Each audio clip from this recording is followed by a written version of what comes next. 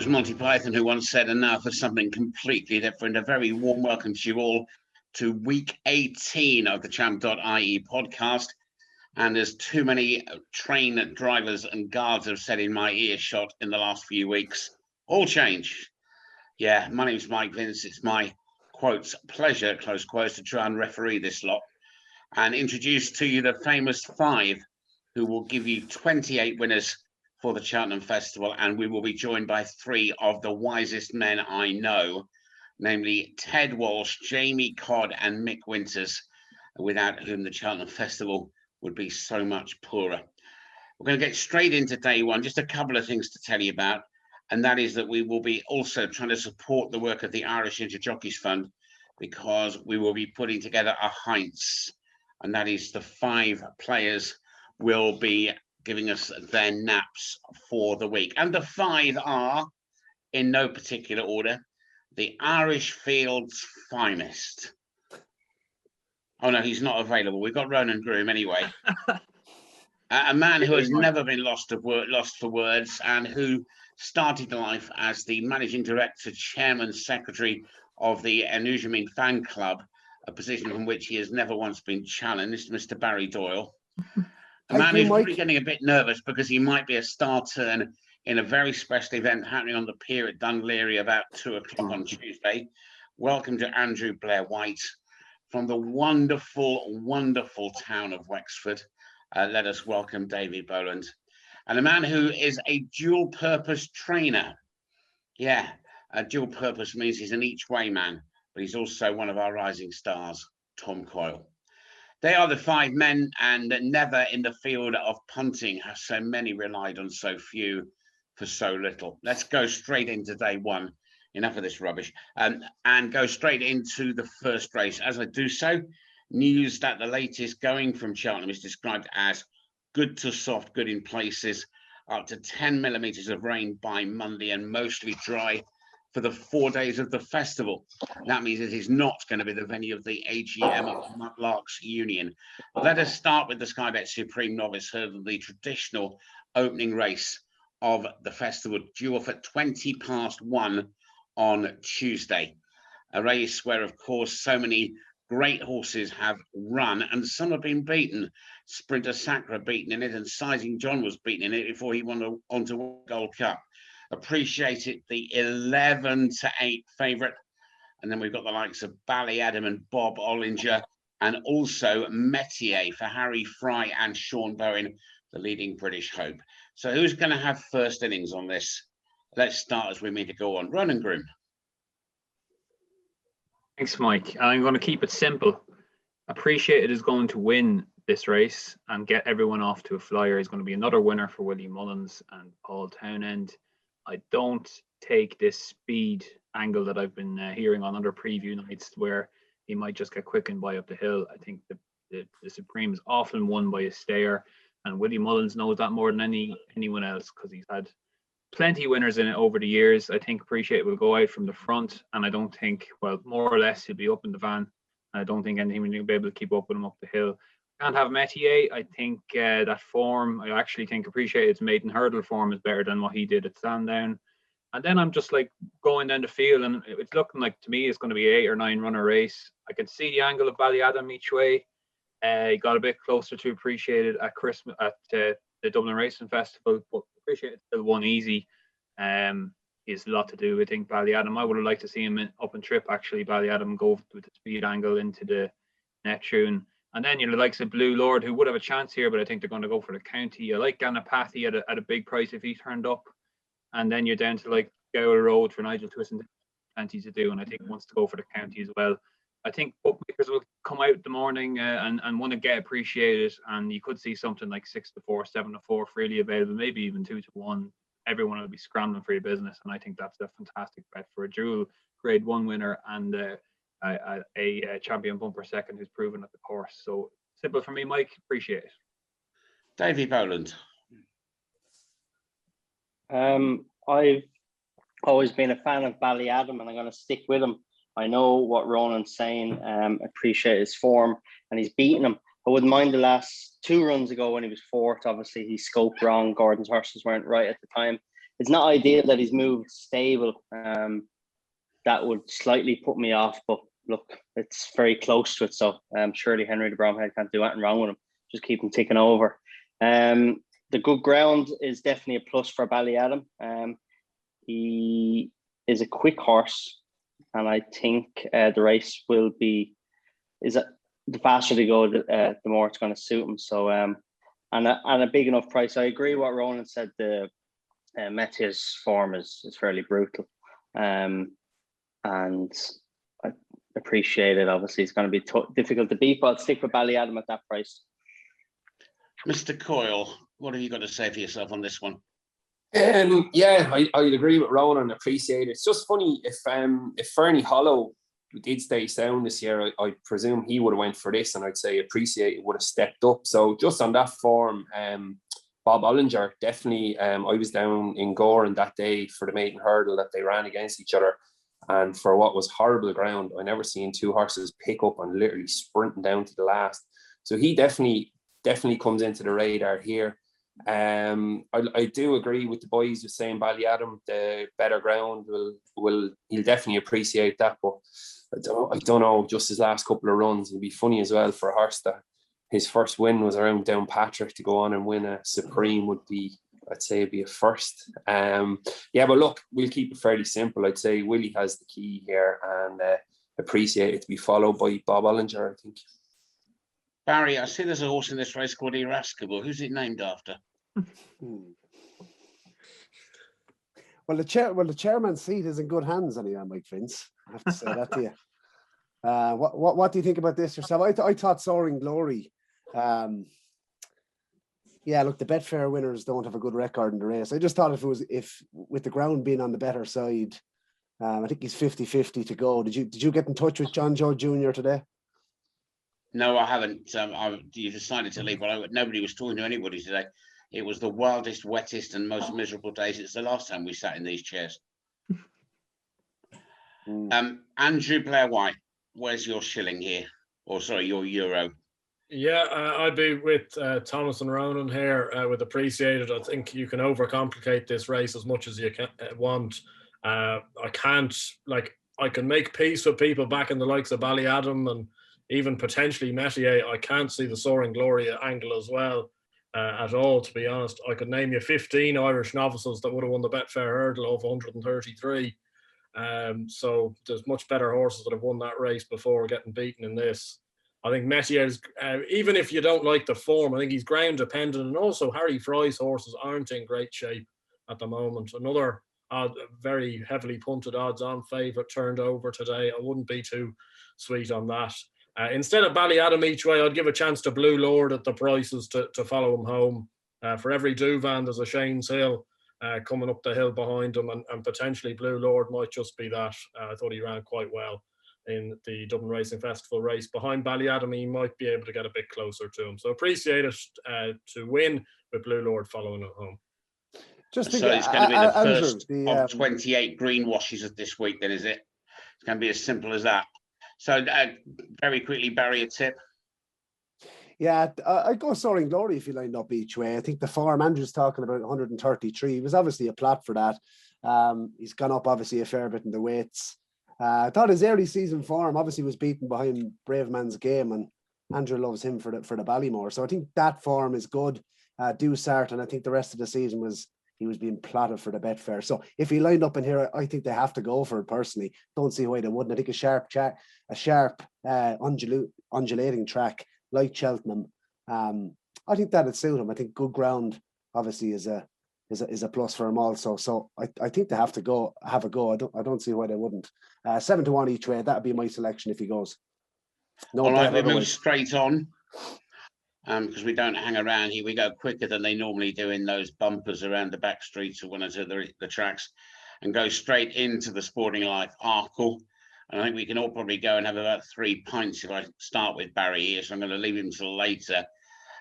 Basically, this is the big showdown. Shishkin, Energumene, and if anything else, maybe All Mankind. So I'm going to ask you what's going to finish fourth. No, who should we start with here? Tom Coyle. Energumene, the start turn? Just going from what you said earlier, Mike, I think with the ground drying up, he's going to probably struggle. Look, Siskin is the class horse of the race. He has the form in Cheltenham and all that. Yeah, as you said, you'd be some man if you could name what's going to be fourth in it. All right, because it looks like a 3-horse race. All Mankind, I seen him schooling yesterday on Harry Fry's Instagram. Looks a bit scary, bit of a white knuckle ride now, going down to a few fences there in Skelton's yesterday. So he's probably going to bowl away. Look, it'll be a good race, but I just think if we don't see any more rain over there, Energumene might just get caught for a bit of pace. I know Barry Doyle is probably biting his lip there listening to me, but I think as Andrew said earlier, you kind of need to keep these things simple and don't overcomplicate them. I'd say Siskin with the better ground is probably going to take a lot of beating. Well, All Mankind, of course, wanted to take the last fence home with him at Warwick last time, didn't he? Before I invite him to have daggers at dawn, let's get some thoughts from Mr. Groom on this one.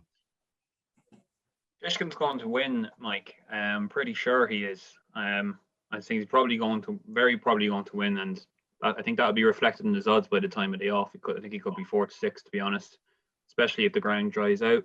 I think Energumene and Shishkin have been as impressive as each other this season, but the two main factors with Shishkin is his festival form, his course know-how. I think I love the way he came through the Supreme last year. I thought that was a huge run. Abracadabras has won a Grade 1, and I give him a chance in the Champion Hurdle this season. So for Shishkin to go and beat him, I thought it was huge. I think he's done nothing wrong over fences. He's been really impressive. His times are good, and if you could probably knock his form until Tamarok the Mahan went on and won well the nice day in the Pendle. That gives his form a real solid look as well. Energumene jumped out to his right a bit at Leopardstown. That'd worry me. His lack of festival or Cheltenham experience would worry me. All Mankind is a bit of a nutcase and kind of disappointed in the triumph last season after looking good earlier on. I could see him going off in front, and I just think this sets up lovely for Shishkin as well. Energumene and All Mankind up front going at each other. Nico can just take aim. You know, he has something to aim at all the way. And to be honest, look, if you don't want to back Shishkin, maybe short prices aren't your thing. If you want to back one each way or back without Shishkin, Franco de Port would be the one I'd take. I think he'll be flying home late. That's what he done for his Grade 1 win at Christmas. Came home off a searing hot pace, picked the pieces late on, and I actually loved his run behind Energumene in the thing. He at the Dublin Race Festival. He had a really bad mistake just as they went out on the second last lap, and got knocked back a bit, and still managed to come through for second. So I definitely have him ahead of Captain Guinness, who fell last time out, which wouldn't be ideal. But I just think Shishkin's going to win and win it comfortably. All right, Andrew, Blair White, are you worried about a trip to Dunleary next week? Because it was 12 months ago all this started. Or are you confident that Energumene will not be visiting that place called Winner?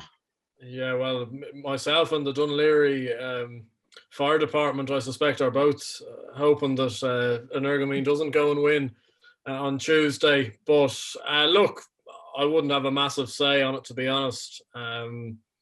Between the top two, look, both of them have been very impressive. I disagree a little bit with Ronan. I think there was no way in hell if he stood up, Captain Guinness wouldn't have beaten Franco de Port the last day.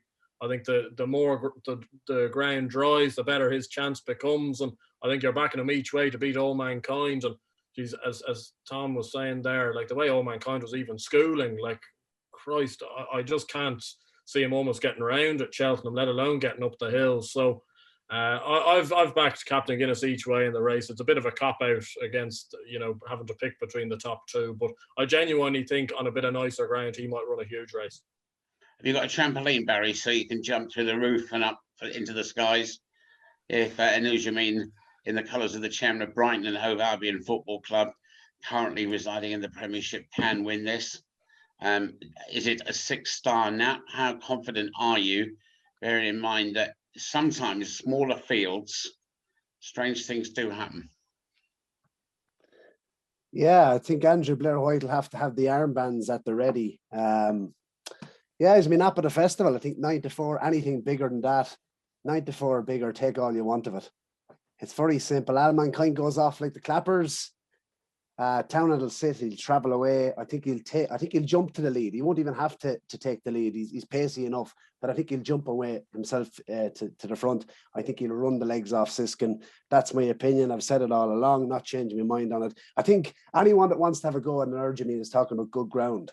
He won a point on good ground. Apparently, Andrew Blair White has said none of the horses are still in training. But look, I just don't think the ground is going to be as much of an issue as people think. And I just think this lad is... I think Townend might struggle to pull him up at the top of the hill. I think he's top class. And just on the Siskin side of things, like he's in nearly every multiple since last March. And I think anyone who's in the Siskin camp, like I was all over Siskin last year for the Supreme, but it would worry me. He got into all sorts of trouble. He obviously has a big engine. I just don't think he's an Altior or a Sprinter Sacra. How well does he handle the track? Personally, I know he got up and won, but nothing to the level of an Altior when he won the Supreme. And Sprinter Sacra is obviously, I don't think he's going to be that good. So just, I'd wonder how he actually handled the track last year. He obviously has a huge engine. Into the car park, Barry. I think there's a steering for launch. Did him best to escort him off the premises, didn't he? He got absolutely knocked into the car park. And we're also bringing up his good ground point-to-point form that, to be honest, I could have run in the race myself and come second or third. I was going to say the mother-in-law was fourth, wasn't she, that day? Let's have the final. I've deliberately saved the final word on this before it gets out of hand. To Davy Boland, where's your thoughts on this one? Shishkin wins. Captain Guinness has a heart problem, so how the fucking hell could you back a horse who has a heart problem? Energumene, I have two ponies out in the field, right? One's 12 hands, and the pony could finish second in a point-to-point on good ground in England. They're screws of races. So I don't know what Barry's on about there, winning a good ground. A good horse like him would win on any bloody ground in an English point-to-point. They're absolute dog dirt. Shishkin wins this. I agree with Franco, the Port will stay on. Cooper told me that he couldn't lie up in the grade one, that he won and just kept going. And then the last day, like, he got stuck into him and at the back of the last, and he kept staying on. So All Mankind as well, what Tom said, I watched that yesterday on Instagram. He's rotten. He's absolutely rotten. I'll tell you one thing, rather Harry Skelton than me, because I know he's 3 from 3 over fences, but he is rotten. He's a mad joke. So okay. But Mike, can I ask you, like, do you think if he hits a flat spot, like, I mean, do you think Siskin, he hit a flat spot last year in the Supreme? No, it was a Asterian Phalange induced flat spot. I think you'd find. Anyway, this week you're answering questions for once in your life. I actually think this is a great race just to sit on the proverbial fence and watch and hope it lives up to expectations, because what I think everybody would love, 2 of them jump the last upsides, and then we really will find out if we've got a future champion on our hands. I think that's great. What you don't want is one of the rags to come to grief at the first and one of the principals gets unseated and all that. You just have that fear that there's so much about this race that something like that would spoil it. Let's hope it is a really good race. That's the main thing. You run the legs off, Mike. Move on. Well, we'll see. You are recording this, and we're going to make sure that the recording is available for next week. It's either that or the tickets for Dunleary will be on sale this time next week. Let's go to the big race. Let's go to the Unibet Champion Hurdle. Of course, the news, Bouverdare's not going. He's going to Liverpool. So we've got the defending champion, Epatante, and everybody sends their best wishes. It's desperately unlucky on Adam Wedge, injured and misses the ride on Silver Streak. And Tom O'Brien comes in. But is it going to be a festival where the mares are going to dominate? If so, then Honeysuckle has to win. Who wants to go first on this? Andrew Blair White. Yeah, I think the biggest thing that Honeysuckle's going to have to overcome to win this race is the fact that I'm backing her. That's the only way that gets her beat. I think she's top class. Look, I thought she was immense in the Irish Champion Hurdle the last day. I thought she jumped an awful lot slicker than she has done before over 2 miles. I think they're going to go off too hard out in front. I think there'll be 3 or 4 in that first wave. I think herself and Epatante will be in a second wave of horses, and then there'll be a third wave, which will have the likes of Sharjah and Abacadabras. I wouldn't put it off anyone having a couple of quid each way on Sharjah, especially on good ground. I think the race may collapse in front. I don't know if I'm not a massive fan of Goshen myself. I think it could all just fall apart. He'll be embroiled in a pace battle up in front. I think it's the same with Aspire Tar. I think they'll end up all going off too fast, and it's just going to fall into the lap. And hopefully it'll be Honeysuckle with Sharjah charging home. I think you could make an argument just in terms of a match bet. It seems to be a very unpopular match bet that I'd be backing Epatante to beat Goshen, because I see they're very close together in the market. And I think Epatante's a shade big actually at 7-2, given she won the race last year. And Goshen's won a Mickey Mouse Grade 2 around Wincanton. So it would be Honeysuckle for me and Sharjah to chase her home. And I suspect the bubble may well be burst for Goshen. Well, I was at Wincanton that day. I think I've just about dried out. I wish I'd taken the mother-in-law with me. But in all seriousness, it was bottomless ground. Goshen's going to find the ground very different. Ronan. Yeah, I listened to a few previews now, Mike, and I see people trying to pick holes in Honeysuckle, and I just don't really get it. She's an unbeaten. She's 10 out of 10. She hasn't lost a race yet, and I actually think she's better this season. I think if you go back and look last year's Mare's Hurdle, she jumped the last there. She looked green as grass. She's knocking around up the hill, and still able to beat Benny to do over 2.5 miles at Cheltenham. I actually think that's probably arguably the best form in this race. And I just think she's better mare this year. She jumps better. She won by 10 lengths at Leopardstown. I do like Abacadabras. I just think that 10-length margin is too much to make up. Though I do think he will get closer at Cheltenham. The way he travelled and what I just said about Shishkin, the two of them came clear in the Supreme last season. I think a big field, fast pace will suit Abacadabras. He can sit off it and travel into the race nicely. I just don't think he can make up the 10 lengths of Honeysuckle. Loads of question marks over Epatante. I don't really buy the excuses last time. Everyone looks for an excuse sometimes, and sometimes it's just not there. I thought she got beat fair and square by Silver Streak. Although obviously I respect that she's done over the course and distance, and Nikki Henderson's the best trainer of a champion hurdler around. Goshen I don't really trust, and it's much of a muchness by them. So the market's got it right here. I don't think Honeysuckle is a bet anymore, but I think she's by far the most likely winner. Yeah, Epatante trying to give it 10 wins for JP McManus. Davy. I'll stick with what I said a long time ago when I was laughed at. I backed Honeysuckle anti-post before the Dublin Racing Festival because I felt that she'd win at Dublin Racing Festival and this is the race she'd go to. Quite a few of my friends called me all sorts of names. But the only worry I would have is just the grounds. It's just only little worry I have. I'd say Adam Wedge is only missing a riding fee now. I wouldn't say he's missing anything else with Silver Streak. Epatante, if she comes back to form, she's going to be very hard to beat. But I'm definitely sticking with Honeysuckle. But I'd agree with what Andrew said. Sharjah, and on that ground, he'll always be there because he travels so well and such a good turn of foot. But yeah, we'll stick with Honeysuckle. She keeps improving. She stays, and she's very versatile in terms of what way she's rode, as Rachel's proved on the last few times she's rode her. So we'll stick with her. Honeysuckle for you, Barry, as well? I'm laughing at Davy. A couple of my friends laughed at me when I put up an Energumene at 40-1 for the Arkle as well, Dave. Don't feel so bad. Two of us nearly top of the market. Yeah, I think this champion hurdle is probably the best we've had in quite a while, isn't it? It looks like it is. Ronan can't trust Goshen. I can't trust Epatante. I think Goshen has probably had genuine reasons. Personally, I've kind of done full circle on him. He nearly left my mind completely before Wincanton. But I just think if there was any superstar to come out of this, apart from Honeysuckle, who already is, it's probably going to be Goshen. I take the point about the ground. Most of his form is probably on a softer surface. I'd be more worried about the ground for him than I would be on Energumene, but I will be doing the rain dance the night before.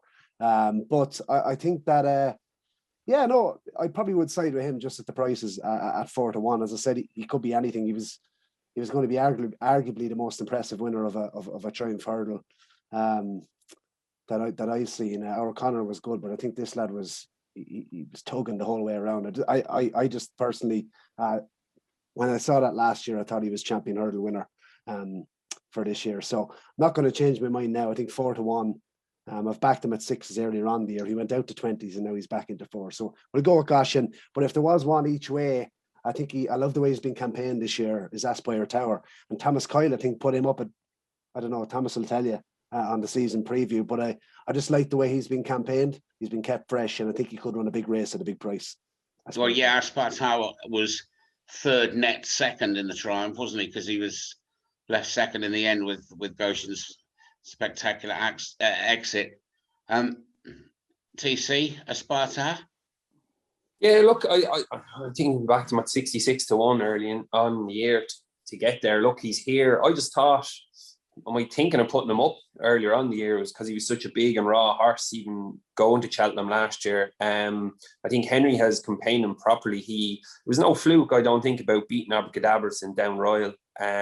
Look, he bumped into Sharjah at Christmas, but I think being fresher and this bit of better ground, it could be a shrewd move. Look, I'm not saying I can't see him beating Honeysuckle, to be honest, because I think even 2 mile, even on this track, will suit her more than Leopardstown. But visually, I think we seen the drone in Leopardstown the last day. When they had come out of the back, you knew the boys were never going to get to her. And if anything, she quickened away all the way to that second last, and away she was gone. And I think Cheltenham, obviously, with that stiffer finish, will suit her even more.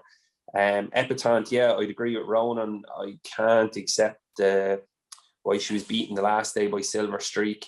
Goshen, since the day we seen who rode him that day on the flat? Hector Crouch. Hector Crouch gave him the yeehaw there and he got bet. Tom, say that again. What did he give him? The yeehaw, but he since then he was thinking, from that day I was like, he doesn't look like a champion hurdle horse. Okay, the last day he was he looked good, but he bet Song for Someone on heavy ground, and if Song for Someone was in Leopardstown, how far would he been bet? Abracadabras was another one we put up earlier in the year as well, for the better ground. He's there as well. Look, I don't think it's as good a race as we've had for a while, because it's probably more competitive, but there isn't the one standout horse like years ago where we had Brave Incas and Istabrax and the likes of them for that division, where Honeysuckle has been over further distances than that. But it is definitely a more competitive race. Look, Honeysuckle wins, and I'd be kind of hoping Aspire Tower might sneak into third for me big each way bet. So that's the way I see it. Okay, well, in a moment we're going to hear from Ted Walsh, but just before we wrap up day one, can I ask you to keep this brief, lads? Anything else that's caught your eye on day one? Davy? There's 2 I like in the ultimate. I like Gordon's, or should I say Denise Foster's horse, as Carry at 10. The only worry I have with him is he's never experienced better ground, bar once when he's beaten by the Little Yank in Tipperary. And other than that, he's only ran on soft and heavy ground. He's only 8 runs as well, so he probably lacks a bit of experience, 3 runs over fences. But I like him. I think you look at his form, the horse, I can't remember the name of the horse of Henry's that beat him in Nace the last day, but I'd say he's a smart enough horse. Which way would he go to? Would he go to the National Hunt Chase or the Ultimate? I'd say he'll go to the Ultimate, yeah.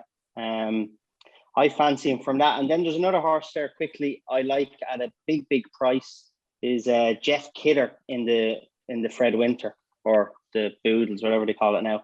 I like him. His form isn't too bad. I know it was a very slowly run race, the grade 2 that Zana here won in Leopardstown, but he's only beaten 7.5 lengths by him, and I know his other races aren't overly strong for him, but I think he's a horse that the good ground and a fast run race like this, a handicap, and he's a good mark. I like him at a big price for Sean Flanagan. Barry? Not a thing for me. I'll make up for it on day 2 with the handicaps. A couple of strong fancies on day 2, but keep it simple and Energumene. All in. Yeah, he's a man of few words, and we didn't get 2 of them. Ronan? I'll take a pass as well, Mike. I have a few fancies for later in the week, but nothing major, so I'm not going to blabber on like I usually do. Tommy? Just too quick, I think you could probably do a double concertista in the Mare's race, and if Roy Pagay runs in the last, he wouldn't be able to place in the Gold Cup, to be honest. He's way ahead on ratings. He's probably going to be in a lot of accumulators if he runs there, and I probably could see him running the first day of the week if the ground's going to be a bit softer than later in the week. So him at 11 to 8, if he runs there, looks a good bet. And Andrew? Yeah, quite like Black Tears each way in the Mares. I think she'll be chasing Concertista home. And same with Davy about Ascaria 10, except I have a feeling he'll go and run in the National Hunt Chase. I think Max McNeil was on an ITV podcast today, said they were more leaning towards that race. I'd take on the top 2 in the National Hunt Chase, big time. Shorten up, Andrew. Right, okay. Sorry, Mike. I'm getting... I'm getting used to it. We can't keep Ted Walsh waiting. Let's quickly go around to the 5 of you for your naps. Barry obviously is napping. Energumene, Tommy Coyle. Royal Pagay. Day one nap. Yeah. Again is? Royal Pagay and the last, if he runs. And then let's go to Ronan. About as solid as the hands on Barry Doyle's clock, Shishkin. Andrew? Simple, appreciated. Davy? Shishkin. Well, they're the day one naps. Tell you about what we're going to do with all the selections at the end. What about you, Mike? Of course, one of the great things about the coverage on television in Ireland is the famous Ask Ted. Famous about the emoji, and he started talking about what he ate in a restaurant and things like that. So fearless Mr. Barry Doyle has been talking all things Cheltenham with the great man from Kill. So Barry Doyle meets Ted Walsh. So delighted to have Ted Walsh feature on the Champ.ie Cheltenham preview for 2021. Ted will start on day 1. Ted, the champion hurdle. Honeysuckle is favoured, of course, and she's 10 from 10 over hurdles. Does she win it?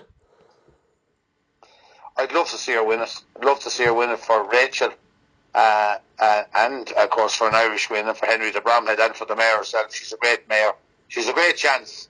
It's an open enough race. I think the horse of Moore's that fell in the Triumph last year, if he was as good as he was last year at Liverpool, at Cheltenham, has definitely got a chance as well. 5-year-olds don't have a great record, the champion hurdle, but he's a good horse now. And the last year's winner, Epatante, is a good filly as well. It's a wide open race as far as them 3. I think it's between them 3 now. I don't think anything else will count, but it's between them 3. Honeysuckle is very good. Don't even worry how good Honeysuckle, if the ground was quick. I think she loves a good dig in the ground.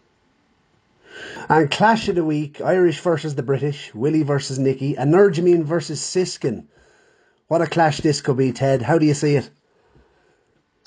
Very impressed with Energumene at Leopardstown, and when he won at Naas, he's a very good horse. He jumps like a stag, but the other fella's a very good horse as well. Again, the Irish, you'd think that you'd like to see Energumene win, but Siskin's a very good horse. He was rough enough old passage last year to win the Supreme Novices, and he's a great leper. I think he'll be hard to beat. Yeah, and I suppose a lot of people are saying the ground with Energumene, a lot of his form is on softer surface. Would that be a concern with the Irish horse? I'd say it'll be easy ground the first day at Cheltenham. First day at Cheltenham is always easy. They have a well water. They won't want it a quick ground. It'll be on the slower side of good at the worst, and it might even be soft, but it'll be definitely on the slower side of good. I'm sure Energumene, the softer it is, the better he'd like it, but it'll be, I don't think the ground will be an excuse. Yeah, speaking of 2 mile chasers from the Willie Mullins Yard, day 2, the feature, of course, the Queen Mother Champion Chase, Chacun Pour Soi. He looks a bit of a monster, Ted. Would you have a concern? I suppose he hasn't ran at Cheltenham before, and with the unknown, would that be a concern? No concern whatsoever. Lots of horses go to Cheltenham that never ran before. I think that's only a lot of pogwash. It wouldn't bother me a bit in the world. He's a great leper. He travels like a stag. He jumps like a stag. He's a very sharp price now. I mean, he's a very sharp price. And I mean, he's a very good horse, but he's a very sharp price. If you're looking for a big price on that, I think Willie Mullins' other horse, he was fourth the champion hurdle last year. I think he could be a good each way value. Steelers Emery. Yeah, and a word for Henry's horse, of course, won the Arkle last year. We can't forget Put the Kettle On. I would forget him. I don't think Put the Kettle On and beat Shack and Puss or Steelers Emery. Steelers Emery is a hell of a horse. He dawdled in at Naas last week. He mightn't have beat a world beater when he beat Noel Mead's horse. But at the same time, he's a good horse. He was fourth in the champion hurdle last year. He's a very good horse, and he's a good enough price. I think he's a fair price each way value. I think he has a chance. Ted, we know you're a fan of Monkfish. How good is he? I'd say he's a hell of a horse. He's a hell of a good novice anyway. Whether he graduates into being a Gold Cup horse, time will tell. But I think he's the bet of the meeting. Now, I know he has to jump around, but he has nothing to beat. I mean, he'll beat all them horses. The only thing that he'll beat Monkfish is if he genuflects at the back of one of them. Yeah, we come on, I suppose, to the champion bumper on day 2. Looks like an all-Irish affair here. Kilcroot, of course, impressive at the Dublin Racing Festival. And Sir Gerhard, we must not forget. I can't remember a horse as impressive at Down Royal in that bumper as Sir Gerhard. Spoke to Jamie Codd yesterday. He pulled fairly hard. Kilcroot, what was your thoughts on the Dublin Racing Festival? Was it maybe too good to be true? Horses. Yeah. No, they're two good bumper horses. We have a great record in that race there. Great record. I mean, they're two very good horses. It'll take a very good horse to beat. He is the two of them. Well, it only could be one winner. I don't know. I'd back whichever one of them is the best value. You know, I wouldn't. If one of them was very short and the other was a bit of value, I don't know. They both might be stinking bad value, but they're two very good horses. I'd hate to have a bet on either of the two of them. They're both very impressive. Do you know what I mean? Day 3, Stayers Hurdle, of course, is the feature race, and the British, I suppose, they look in pole position, if you're to look at the market anyway. Paisley Park and Tyne Hill, they're disputing favouritism at the minute. How do you see it, and do you think the Irish could land a blow at one, maybe at a bigger price? I don't know. Didn't see it in Irish. The horse of Gardens that won last year, he's won a couple of Pertemps, JP's horse, what's his name? Sarah de Burla. Yeah, he's a bit of an each way chance. I think that horse that won it last year is a bit of value in the race. Oscar, what's his name again? I can't think of it. Lisnagar Oscar, yeah. Lisnagar Oscar. I think he's a good each way chance. I don't think there's no big bucks in the race, so I think you could get a different thing. Time Hill could come and win either. It's a wide open race, but for a bit of value, I think Lisnagar Oscar is probably the best price. Yeah, Envoy Allen. I wanted to ask you this question, Ted, in terms of the horse's preparation. Now, obviously, from a trainer's point of view, like, would it change a stable routine? Like, would that concern you so close to Cheltenham, or is this horse just going to go and win? It's Henry the Bromhead did want to ask that. How was he eating up? How he settled in? He might have turned the hair. He might have gone back down to Waterford there and not known he was any different, and ate up and done whatever Henry wanted him. He can afford to be £7 worse than he is and still beat them. He's a hell of a horse. Do you know what I mean? Even if he's £7, but the horses, like, they don't even have to change stable. They go to Cheltenham and they mightn't travel well, but you know he travels well. He's been there twice and won twice. He's a lovely jumper. He's in good order. He's going from one good hotel into another.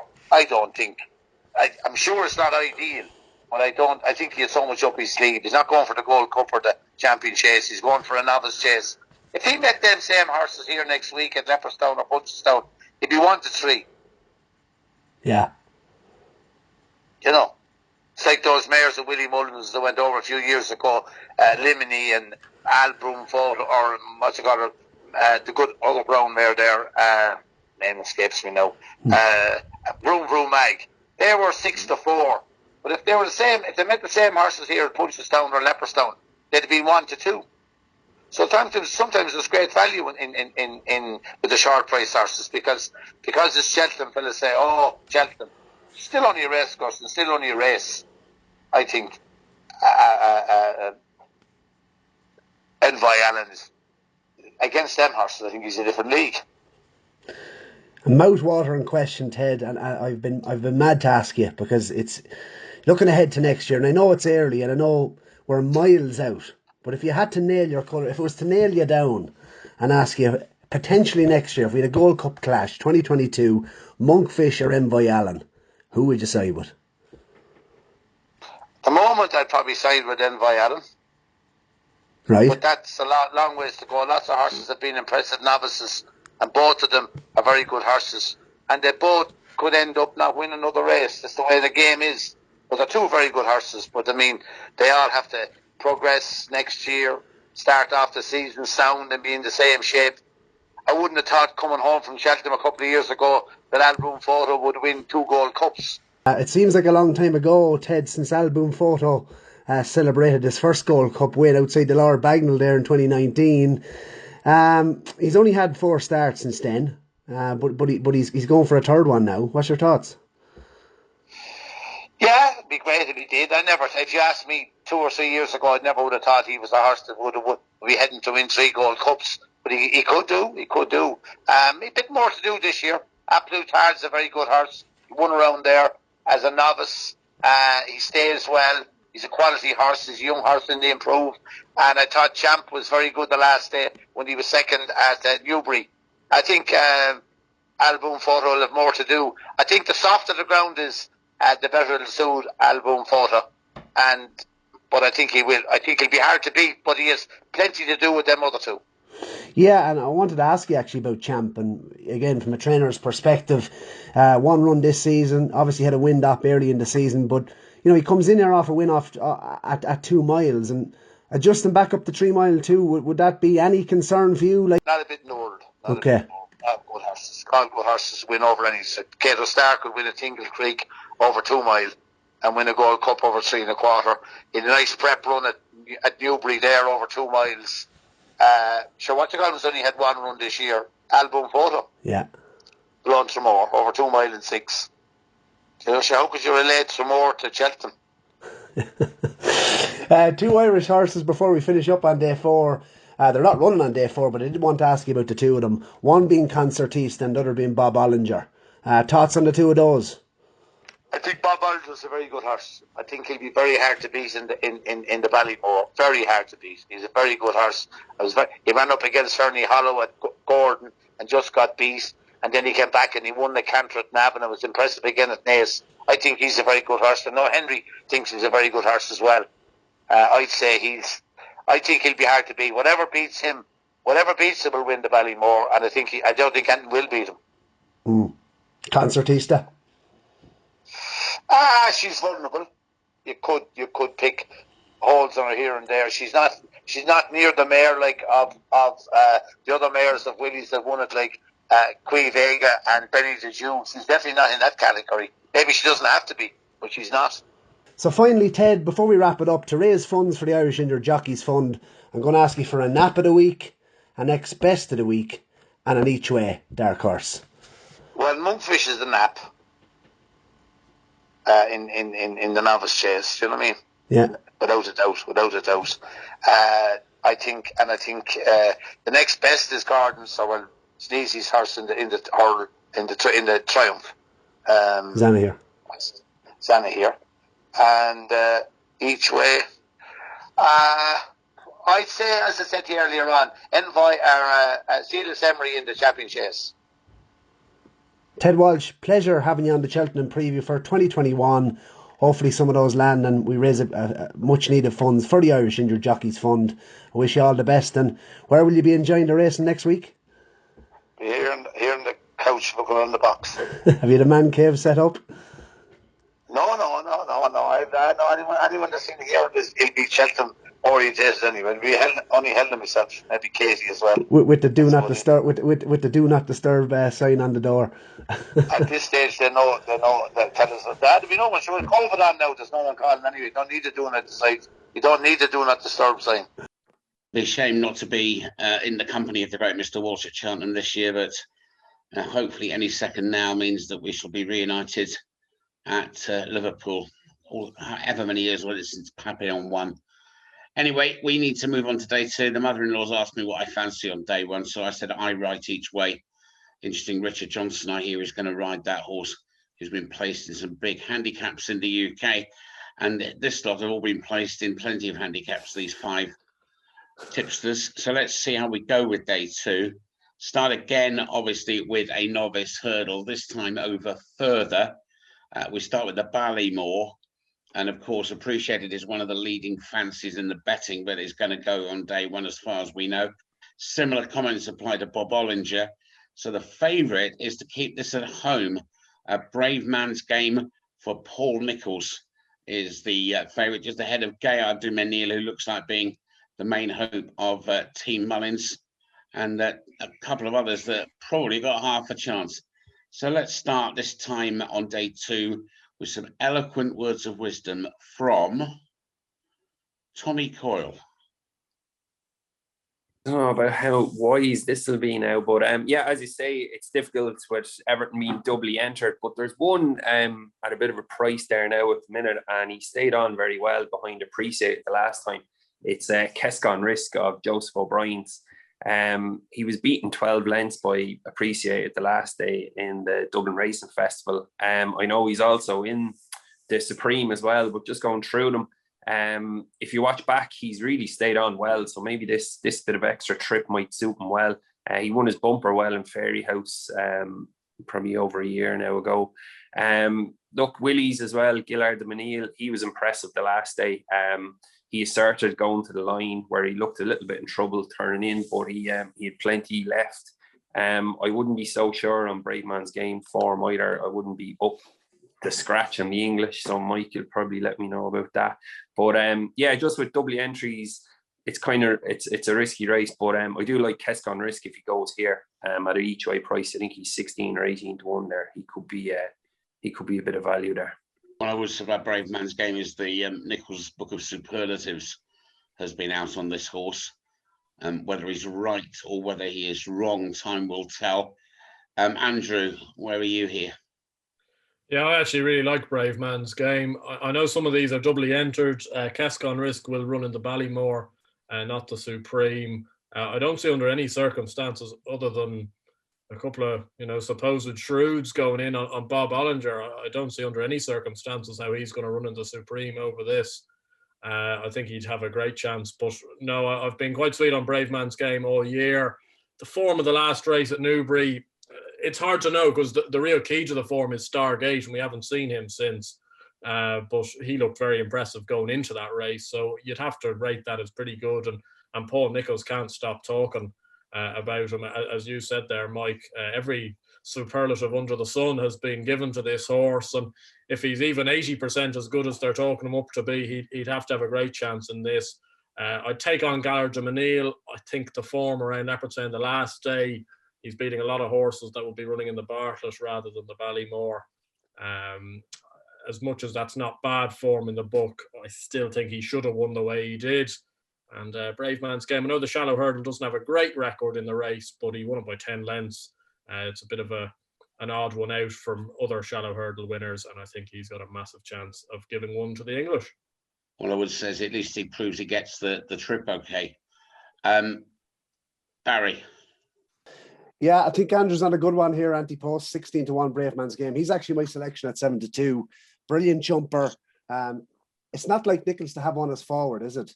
Over hurdles, and to be going in a grade one with him over hurdles at Cheltenham is very unlike Nicholls. Obviously thinks an awful lot of him. I like him. I think he's a potential superstar in waiting.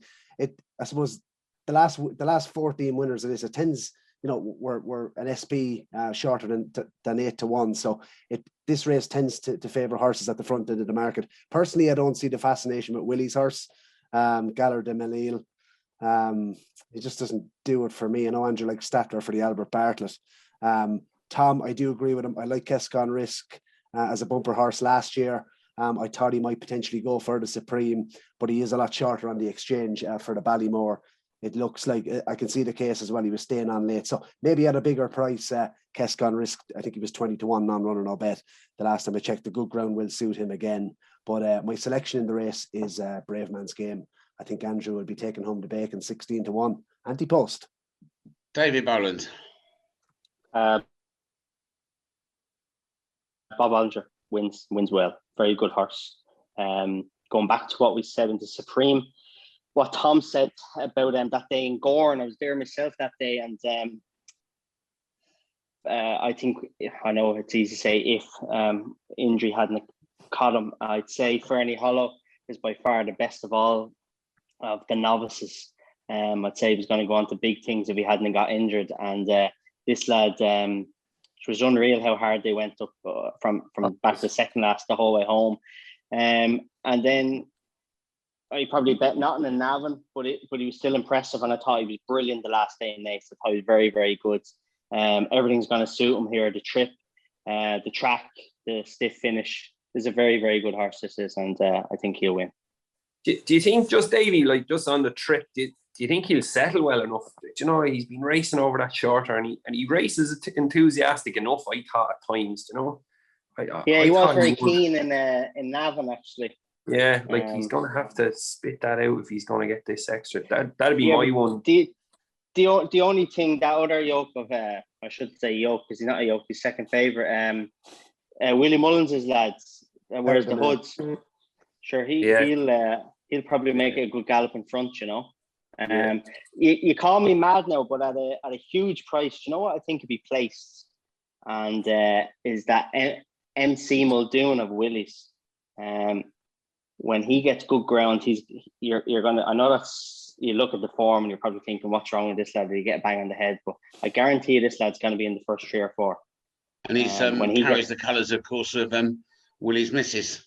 So that will be great for the family. And he's got one that's owned by his missus, one that's bred by his mother. Talk about the family. And we've saved the best till last, but first is Ronan Groom.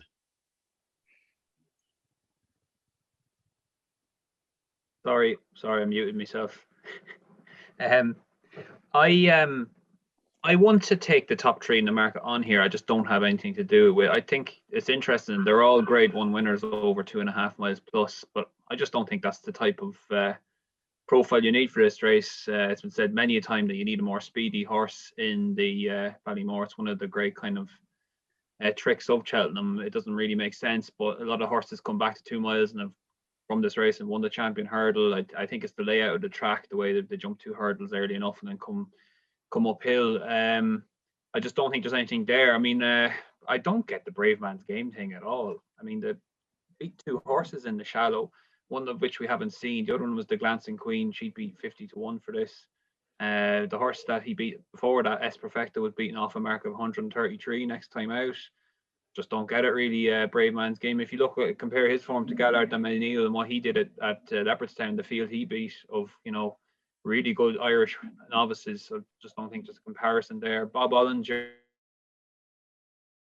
I think, is probably the right favourite, just on what he's done. That he won the Naas race. But Blue Lord would be interesting. He was second to him there, pulling really hard, but he was able to go with Bob Ollinger up the straight, and he's one that has shown form over 2 miles. He was third to Appreciate. Is he not going supreme, no? I don't know what he's going for. You know, Willie Mullins. It's Willie Mullins bingo. He's in the county as well, which could be an option for him. But I'm just saying, if non runner no bet now, if he turned up here, he'd be interesting. I think just with the 2 mile kind of pace angle, but it's not a race I'm getting hugely involved with. Well, I'll give you one each way at a big price. I was quite impressed by this Adrimel, who I think will be short of price if he was with a trainer better known than Tom Lacey, who was probably best known for Kimberlite Candy, who goes for the national. Battle to victory, having looked unlikely at Warwick in a decent Grade 2. They all finished in a heap. But I think he might have run his odds at a big price in that. And so we move on to race 2 on the second day, one of the highlights of the week, the Brown Advisory Novice Chase, which of course is under this name for the first time this year. It is the 3 mile Novice Chase. Is anybody going to oppose Monkfish? And if so, let's have a forecast bet or whatever. Barry, going first on this. I have 2 children, Mike. One is Energumene and the other one is Monkfish. An absolute certainty. No need to overcomplicate it. You're breeding good stock, lad. They're like 2 children. That's what I meant to say. I thought he'd named his 2 goldfish after them. Yeah, no. Do you know what's a better bet though, Mike? Back him to win the Gold Cup now at 7-1. He was 10-1 a couple of weeks ago. I actually backed him at 10-1. I generally don't go about 2. I like my anti-post. Generally don't do things like that. But I did back him for the Gold Cup That's my opinion. I think he's absolutely top class. And the fact that latest exhibition isn't even going, what will that tell you? Davy will come in here. Ronan Groom. Yeah, I'll go quickly. I think Monkfish is going to win.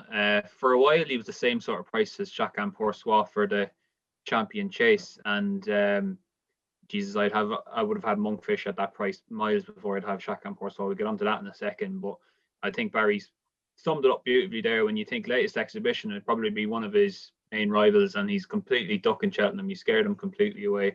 I think the big breakaway will run okay. I liked his run the last day at Kempton. He just looks like a big slow old boat that will more appreciate this sort of galloping track. And if you just knew that Izzards were back to some sort of form, he would probably be the bet in this race. I'm just not sure about the stable all season. It's been a bit of a disaster for them. Can't have Eclat the rear and not enough experience for me. Next to Destination, I'm not sure he's good enough. I think Fiddler on the Roof could run a big race each way, but I'm only kind of picking hold of things here. You're a madman. Fish is the nap of the festival. Well, I'm a big breakaway fan, as you know. Who hasn't had a go on this? Andrew. Yeah, look, I think Monkfish wins. I'd be one of the big members of the latest exhibition fan club. It's a bit of a shame he's not going to go over, but I can see the reasoning why. I think he's by far the second best 3-mile novice chaser around. If Monkfish wasn't around, I think he'd be short for this. But Monkfish wins. I'm not even going to bother trying picking something without. When you're scrambling around in the without market, it's usually a sign that you should be moving on from the race. Yeah, you always, at this stage, you'll know your Dunleary trip, whether you've got to fund it, haven't you? Davy. Yeah, Monkfish. I sent Barry a couple of pictures of anti-post bets I had on this, lads. Hefty enough bets. I couldn't believe he was still even money after he won at Dublin Racing Festival. I'm obviously a huge latest exhibition fan because of the Nolans. So I'm sick to me back teeth of looking at Monkfish from last year in the Albert Bartlett. But he's a phenomenal horse. It's gonna take something not special, just something very strange to happen to beat this lad. The latest exhibition, I completely understand why the boys aren't taking him on. You know, owners can't go. They've seen his arse the last 3 times they've taken each other on, twice over fences. And they didn't get closer the last day over 2-5. But I know the Powers Gold Cup is what they're talking about. But if they go for the other race instead of what's being spoken about, I think it'd be well worth staying at home. This lad could go to the Irish National. I think if he goes to the Irish National, he'll win it.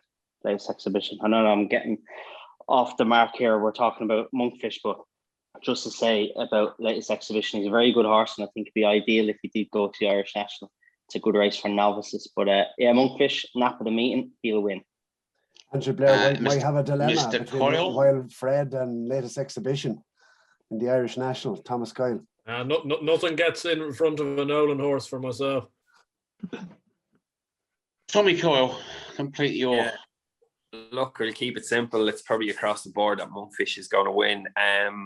Just for them daredevils that like to bet, if they're going to keep going with steering for lunge, if he can get his jumping right at all, this is going to break up. Like, I know people think I'm probably mad here now putting this up, but yeah, Tommy. I know, and it's finally dropped. Then he has. Look, he was fourth in the Supreme last Where's year. the eject button? Yeah, but sure. Look, your Danny Mullins got ejected last week. He might get ejected next week as well. You didn't see that fall he got off. What was that? He rode in Leopardstown the other day. Didn't look nice now, but look, it's bar Monkfish. You're looking for something. I would have thought latest exhibition was an absolute certainty to be in the first 3. It's a pity he's not going. But as you say, you can't take Colin Tizard's horses. I don't know, they're in and out, and they absolutely all bomb bar lost in translation last year at the festival. And you go through them. I don't know, just maybe, for a bit of crack at 25-1, lads. You might get a good old run out of him. He has ability, obviously. Not great ability at jumping, but if he could get that right at all, he might squeak a place. He's another and well, I'm a big breakaway fan, but the one that fascinates me here, and I don't know what they're going to do with the horse, I'm still trying to work out what on earth Sporting John was up to at Sandown last time. Won a Grade 1, but then coming past the judge with the circuit to go, I think Dickie Johnson thought, what am I on here? When the penny finally dropped, it didn't just drop. It was 2 and 6 that dropped, not just a penny. Anyway, enough of my musings. You want to hear from the real experts, and you want to hear from these 5 as we move to the Betway Queen Mother, the feature. Willie Mullins never won it. Chacun pour soi. Altior, can he win it again? And what about the defending champion, Politologue? And of course, Notebook is top class. Newbie Negra's one. I mean, this is a class race, and then there's First Flow in it. I don't know what you guys think. I reckon that let's hope, first of all, they all turn up, bearing in mind what happened last year with Chacun and Altior being withdrawn in the final 48 hours. This could be one of the great champion chases for me. Do you actually come to my help, Ronan? Do you agree with me? I think it is. I definitely think it is, Mike, and I definitely think Chacun pour soi shouldn't be an even money shot. I think he should be a lot bigger than that. In fact, I'd actually make him, out of all the short price favourites at Cheltenham, I'd probably make him my lay of the whole meeting. I just think this is a very good race. Jesus.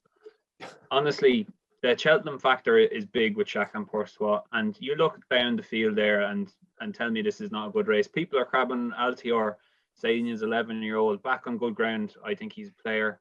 People say, 11-year-olds have a terrible stat. Look, not many 11-year-olds get wrapped in as much cotton wool as Altior has been, and is a 4-time festival winner.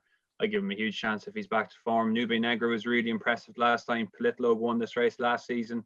Put the kettle on. I give a huge chance to Arkle Winners of a fantastic record. She's 3 from 3 over the course and distance. So Royal is there as well. First Flow. You have all these horses running for you if you want to lay Chacun pour soi. And granted, he's been really good at Leopardstown, but this is a new track. This is Cheltenham, and just the way he runs Chacun pour soi, there's a lot of talk about the way he kills off his rivals during the race. Well, if that is the case, that's a big facet to him. He's got to do it at a different track. The undulations at Cheltenham, will that make a difference? I don't know. I like a couple here. The 2 I've backed, I'm probably going to lay Chacun pour soi, and the 2 I've backed there, Put the Kettle On. And if it was good ground on the day, I'll back Rouge Vif at a big price. He's course and distance winner at the start of the season. He hammered home in a handicap there of 156. We had Gavin Sheehan on the podcast earlier in the season. Told us all about him in the Arkle last year, that he was beaten after 2 fences because of the soft ground there. Still finished third with a good run. And he actually beat Newbie Negra at Warwick last season in the Kingmaker. He hammered him on good ground, and Newbie Negra is like a third of the price. So I give a big chance to Rouge Vif on good ground, and I generally do think Chacun pour soi is a big lay at even money. Altior, of course, is wearing headgear, which is obviously of some interest. Are you better with headgear on, Tommy Coyle? Been known to be a bit of a rogue at times, all right, so I probably am. I do like Put the Kettle On as well. As you said, 3 from 3, and it's not too often you get last year's Arkle winner coming into a champion chase at 10-1. She obviously loves it around there. She's getting her £7 as Mare's allowance. As the boy said, there's enough questions to be asked about horses like Altior. Politologue was well bet the last day by First Flow. I can't see why First Flow is a 14-1 shot if Politologue is 8-1. I thought he bet him fair and square. But yeah, I go Put the Kettle On each way. I think just course form, 3 from 3. She runs a race around there, so I'll go with that. Barry Doyle. Yeah, no need to overcomplicate it again. Chacun pour soi. I think he's a stone better than everything in here. And I think Put the Kettle On and follow him home. Andrew. Yeah, with what Ronan was saying there about maybe one of the shortest price favourites to take on, he'd be the one short price favourite of the week that I really, really want to win, because it will just shut up the naysayers of this horse. What else can he do? He wins Grade 1s like they're running out of fashion. If this race was at Leopardstown, he'd be 1-2. Not even money. You're getting even money because people want to take him on. I think he's so not at Leopardstown though, Andrew. Yeah, but he's so far ahead of these horses, Ronan, and his best asset is his jumping. So he has no jumping concerns. I was actually at Wexford when Put the Kettle On ran in a maiden hurdle, and she got stuffed by Mr. Blue Sky, Willie Mullins, by 10 lengths. How long ago was that? Ever since then, though, you can't be winning. You can't get stuffed around Wexford and then be putting her up for a champion chase. I think in a 2-mile champion chase, you'd want softer ground as well. I think the Chacun Pour Soi just wins. If you're telling me Rouge Vif can beat Chacun Pour Soi, he'd want to be starting tomorrow morning, not on Wednesday afternoon. He's a course and distance winner, which is a lot more than Chacun Pour Soi is, yeah. Oh, come on then, a handicap beating on the slopes, like. Here, and speaking of Wexford, Davy. I'm 100% with Andrew. What Chacun Pour Soi has done has been so good, but his performance the last day was just devastating. Tuesday went some gallop, and you got to repeat. I know it's a completely different track in terms of undulations and everything, but people forget how stiff that straight is in Leopardstown. Very, very stiff straight. Tommy, you know, I'm sure you've walked up it plenty of times. It's a very, very stiff straight in Leopardstown. There's a lot of galloping from that last bend. Like, you think, can you turn in? It's a long way from home. I think actually, if you're ever next time you're at Leopardstown, walk the track. I don't think people appreciate the track until they walk the track. It looks so much different to when you're watching it on TV. But this lad will win. This is some horse. His performances have been brilliant, but I was blown away by the last day. It was devastating. He'll win. It's quite clear the advantage he had of actually getting that run in the hilly way back in just before Christmas was absolutely key. It's made the difference to him. And you know, everybody's hoping, as I said, it will complete the set for Willie Mullins. So move to the rest. Can I say something else as well? Actually, yeah, go on. Just to back up what Andrew said, I've seen a bit of work up in Monk's Grange there 10 days ago, where Henry de Bromhead works his horses, and Put the Kettle On was there, and she finished third in a bit of work, and the horse in front of her was a pointer. So I know she won an Arkle last year, but she won't beat Chacun Pour Soi. I think she might come second to him, but she won't be. Sure, she can finish wherever she wants. It don't matter. She won't beat him. I was just hoping she might go for 20-1 in one race and win it, because then I could call her home and say it's a boil over. But anyway, enough of that. Let's move on to elsewhere on the card. We've got the cross country. Can Tiger Roll beat Easy Sland? And there's a couple of other races as well. Let's skip through this in no particular order. Barry Doyle. Oh, mentioned the cross country when you're talking around Andrew Blair White at the moment. A bit of a touchy subject there, a jazz. Across the card. Grand Raw win the Coyle Cup 7-1. Back them at 20s, and absolutely loving Tukas on day 2. I've had a nice bet on him as well at 25. So 2 best handicap bets of the week, all on the one day, on the Wednesday.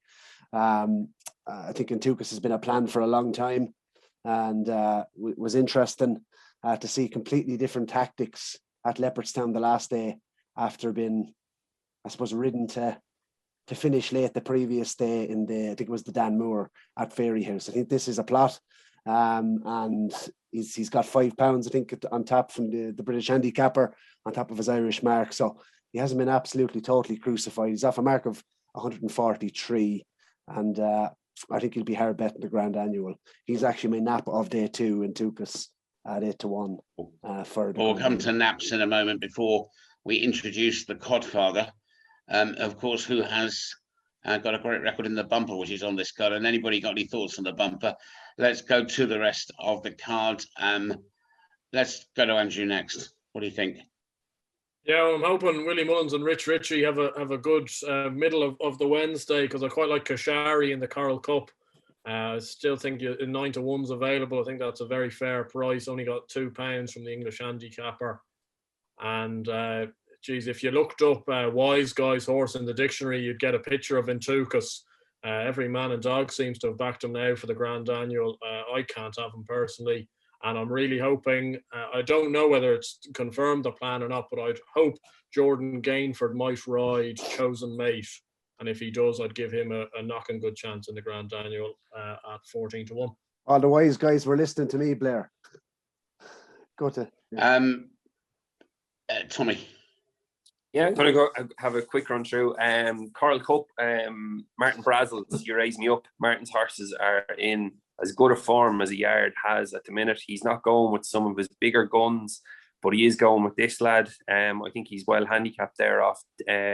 He's 10-12. He was third in a good handicap in Leopardstown last year behind Charles Burns' horse. Those days are gone. Eddie's horse was actually second, Golden Jewel. So he has experience in big field handicaps. As I said, Martin's horses are flying. Darrow O'Keefe, they've struck up a good partnership, so I'd have him. In the cross country, I think Some Neck is a great each way bet. 12-1, he has course form. That race has fallen apart. Tiger Roll probably isn't the horse he was. Hopefully the place will ignite him. Although we'd like to see Easyland winning for our friend Jason. I don't know, just a few question marks about the run the last day. I know he was giving them all weight. It was a handicap. But him, and just a word for Emmett Mullins. He has the shunter in the Johnny Henderson. He's going for the big bonus after winning the good handicap in Kelso last weekend. So wherever he turns up, obviously Emmett hopefully will have them in good form. Had another winner yesterday in the bumper in Wexford. Very, very shrewd man and gentleman as well. So he definitely have a chance maybe in the Johnny Henderson if he turns up. Yeah, he learns a lot listening to Uncle Willie, didn't he, all hours of the day and night? He didn't go 5 entries. Yeah, he didn't go around with his eyes closed, fair play. No, not at all. The only one, of course, and he did win. He's a winning jockey. He won the Martin Pipe and also went on to win the Gold Cup. So he's no mug. Davy.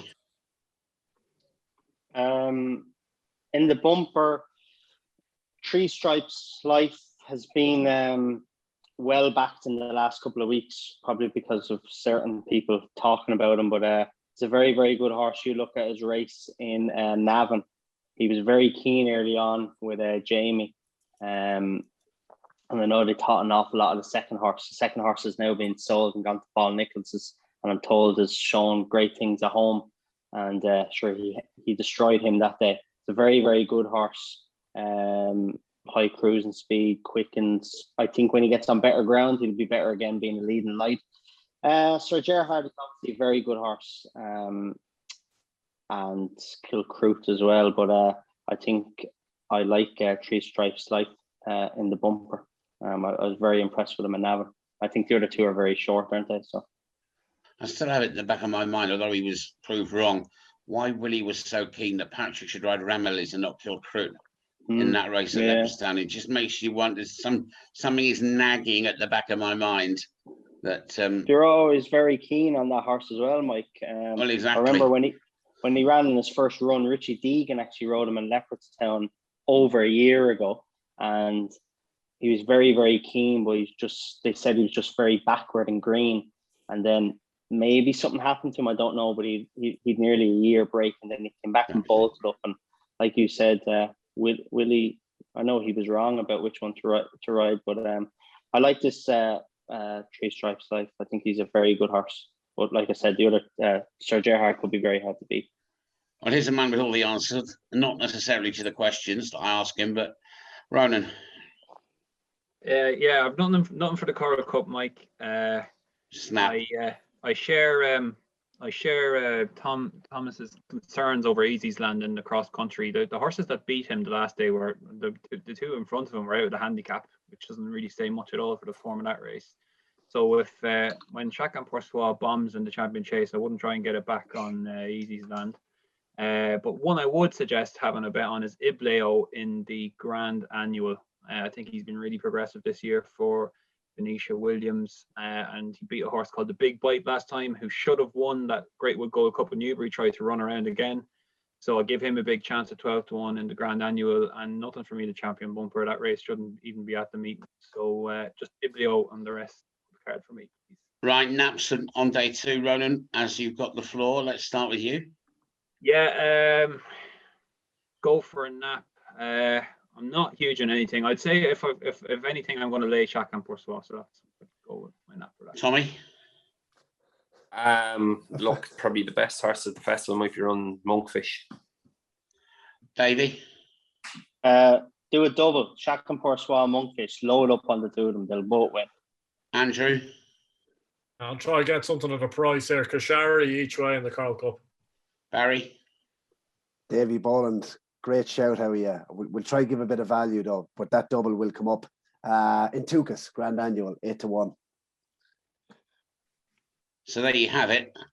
Well, of course, day 2 is bumper day, and it's a day when Jamie Codd has had the weight of Ireland on his shoulders, and he has delivered, of course, famously with Envoy Allen a couple of years ago in particular. So let's hear what the Codfather has to say about Cheltenham 2021. Oh, delighted to have Jamie Codd feature on the Champ.ie Cheltenham preview for 2021. Jamie, a very different year this season. Have you the man cave set up at home for the week? How are you, Barry? Yeah, no, thanks for having me on now.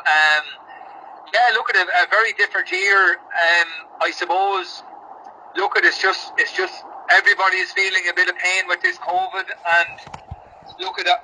I suppose if this is the pain we're going to have to feel for missing Cheltenham, hopefully we'll be back for Antrim and get back going to there. So look at it. That's the way of the world at the minute, and we'll just have to put up with it. But yeah, I'm actually looking forward to it. Being able to sit off and actually watch Cheltenham for the first time in maybe 25 years. So I'm actually looking forward to that side of it. Obviously love to be there, but look, that's the way it is.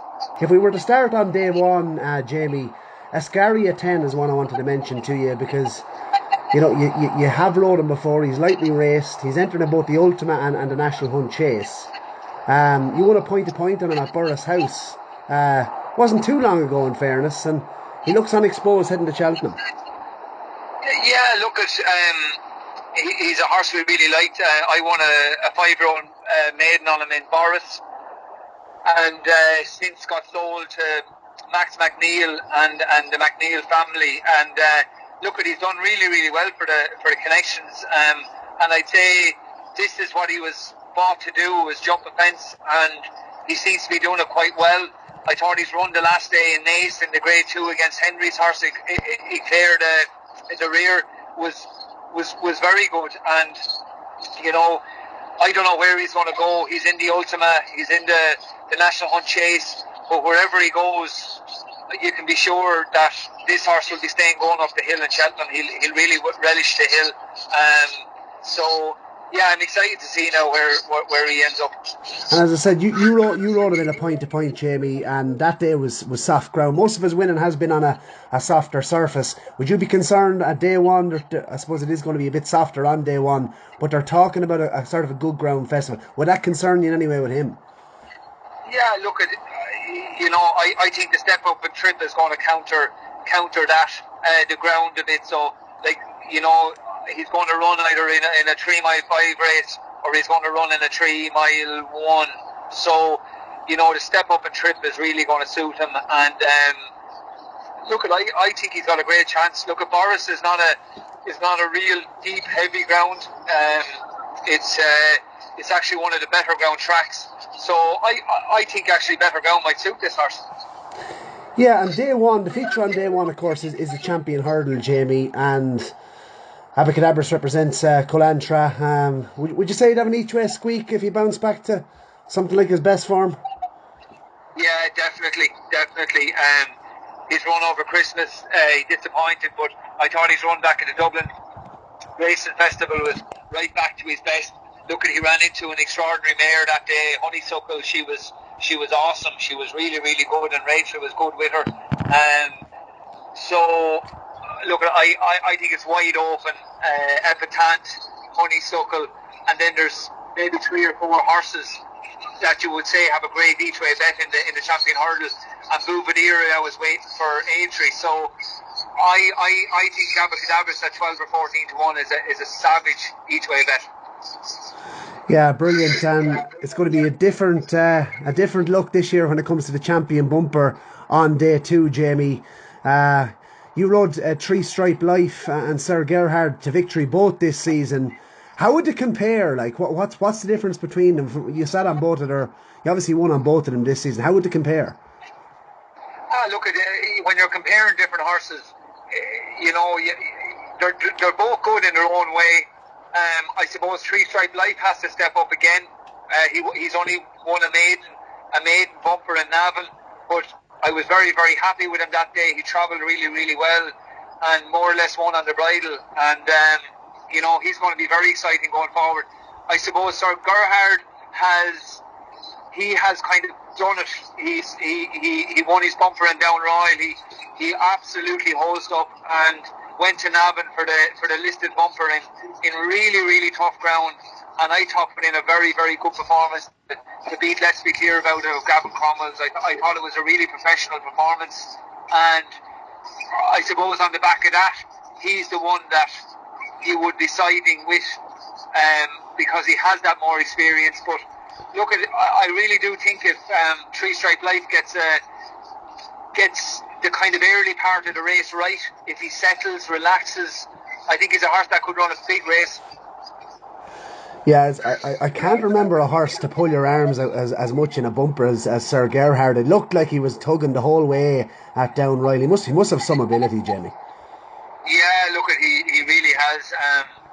He really has. He was well produced in a point by Ellen Marie Holden, and he's trained on. Look, he was ready to run last year before the lockdown came, and it was probably a blessing in disguise. He got very, very strong over the summer, and he's a 6-year-old now. He's got a back end on him he's just like a bullock. He's very, very strong, and he's a horse with a lot of ability, and he looks very, very exciting. Would he be one of the more speedier bumper types you've ridden in your time? Yeah, definitely. I got off him in Navan, and I just thought the ground that day, it was so heavy. It was hard work, and I thought he was a champion bumper winner in the making that day. Absolutely. Coming on to Grand Roy, because he's attracted a bit of support for the Mourns in recent week for the Carl Cup. What would your thoughts be on him? Like he had a good run behind Becassin the last day. Yeah, he's a horse. He obviously came from Nicky Henderson's. He won a couple of novice hurdles for Nicky, and then John Gordon. He probably just took a little bit to get adjusted to our regime as such, just to settle in, and he kind of ran a maiden a novice hurdle in Galway, and it was an encouraging run back. But I thought his performance at Christmas was very good, and I thought his run the last day was quite encouraging. So, he's going to go into the Coyle Cup with a good mark. 2.5 mile is the Coral. So, I'd imagine he'll drop in, ride it for a bit of luck, and fingers crossed he could come home really, really well. But I think drying ground will suit him. He's a great little leper, and yeah, he's definitely a horse going in on the right side of the handicapper, I'd say. Yeah, and the boss's Oscar has been spoke about as a Pertemps type for quite some time now. And what was your thoughts on his mark? Like he's been put up a fair few pound now, in fairness, by the British handicapper. Would that concern you a little bit, Jamie? Would, for the Pertemps. I think he's about 11-12 on his back. He's a lot of weight. I'd imagine we'll probably have to claim off him. We've a couple of good claimers in the yard there, so I'd imagine one of those guys are going to get their chance on the big stage. And so, look, he's a very, very classy horse. He obviously has the weight for a reason. He ran really well at in the handicap hurdle in Leopardstown the last day. So, he has the weight for a reason. So, I'd imagine if one of the claimers come on board, £7 off his back, and he definitely has a live chance. Yeah, and I suppose the feature on day 3, Colantra is represented by the Storyteller, Sire de Burley, and Fury Road. Are they all likely to run, Jamie, in your mind? And which one of them would you like to be with? If you had a choice of riding any of them, which one in your mind would you ride? I should look at this. The Storyteller is a real yard favourite. he's a bonny little horse, but he's a phenomenal horse really, and he got his grade 1 before Christmas in the James Nicholson, so it was fantastic for connections, the Sloans there to go to the local track and get a big day out. And he's backed it up twice since. He ran a really good race in the Stayers hurdle at Christmas, and then he came back for the 3-mile chase behind Kenboy in the Dublin Racing Festival. So look, he's a great little horse. I'd imagine Keith gets on fantastic with him, and they'll ride him for a bit of luck and be the last one to deliver, and you couldn't write him off. I don't know whether he'll win it, but he's definitely good enough to be in the first 3 or 4. Fury Road didn't go chasing this year on the fact that they wanted to keep him back for this Stayers hurdle. So look, I don't know. He ran really, really well last year in an Albert Bartlett behind Monkfish, Time Hill, of course. So tying in on that form with Time Hill, he has to have a chance, but I don't know. Drying ground is probably not going to suit him, but he still, he has a chance. And look at Sire de Burley. He turns up every year at Cheltenham. He's twice a winner there. I think he has to improve another little bit to get up to that standard in a grade 1. In a grade 1, he obviously his run behind Flooring Porter and at Christmas was a good run, but I think he still needs to step up again. Yeah, finally on the Friday's card, Toriograph and Fakir they're both, I suppose, in the Bartlett, and Toriograph looks to have an ideal profile. He's had plenty of runs, albeit he hasn't ran in a grade 1 as of yet, but he was one I liked potentially for the Albert Bartlett. What's your thoughts on him, Jamie? Yeah, lovely horse, Mahler horse, bought out of a Derby sale. He's a horse that's improving.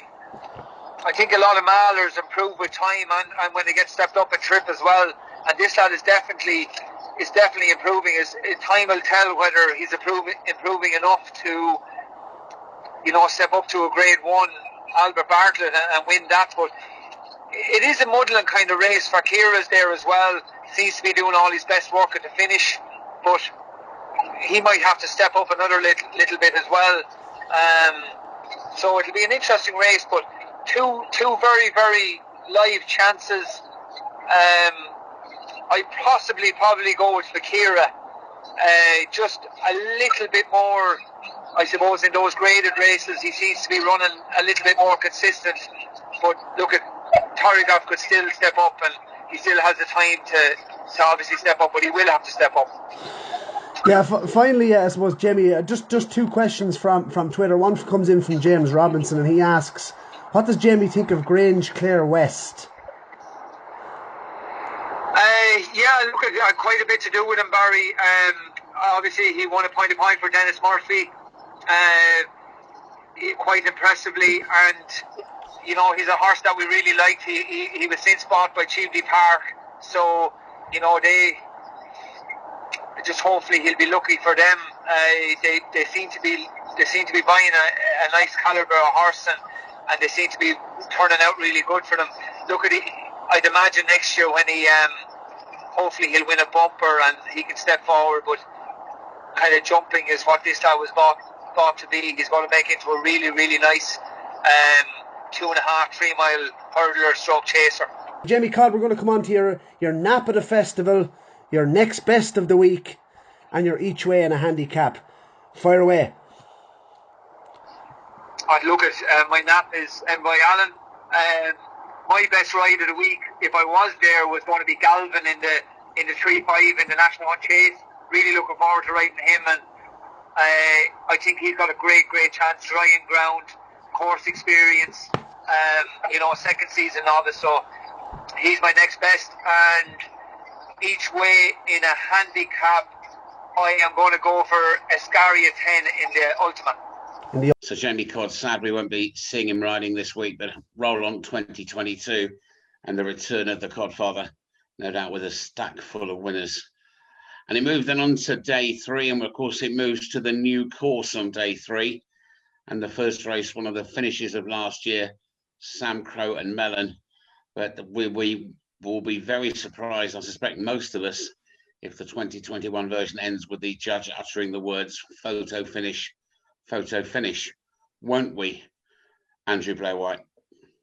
Yeah, we don't need to be spending too much time on this. I know it's not ideal that he's changed stable, but Envoy Allen surely wins this. It looks a piss poor renewal of the race. I think in behind, all the Irish horses are running scared of him.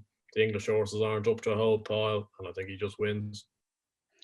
And we're going to hear from Mick Winters a little bit later on, in fact, at the end of our thoughts on this day. Have a thought or two as well, Davy, about this. Is it just a question of the dangers in front of him? He's just got to jump the fences, hasn't he? Yeah, that's all. It's an exceptional horse. Everything he's done from day one, when he won his point to point in Wexford's, to up to now. It's just very, very good. And he'll win.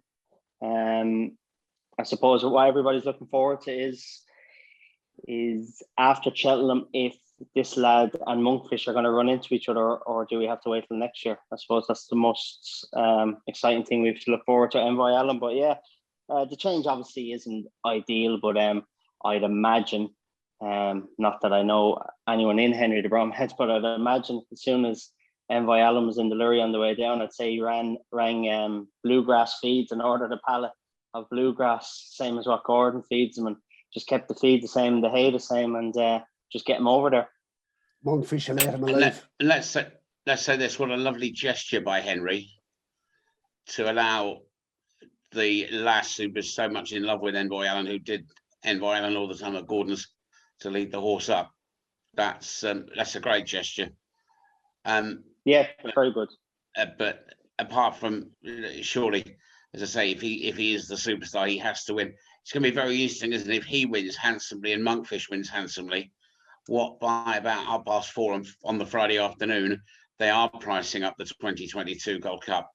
Any other thing you want to add on this, Ronan? I actually would like to be taken on Envoy Allen, but I think Andrew nailed it when he said it's a really poor renewal. But if you look at what Envoy Allen has actually achieved this season, it's been very little. I mean, has he beaten anything of real note at all? I think his best form is his beginner's chase. January Jets went on and won next time out. But the Drinmore hasn't really worked out as well. Granted, Coco Peach did go on and win the Testes, but I think that was a completely different horse you seen there. And then Asturian Forlonge fell last time out. I just don't think he's achieved much over fences. Granted that he's only a horse that does so much as well.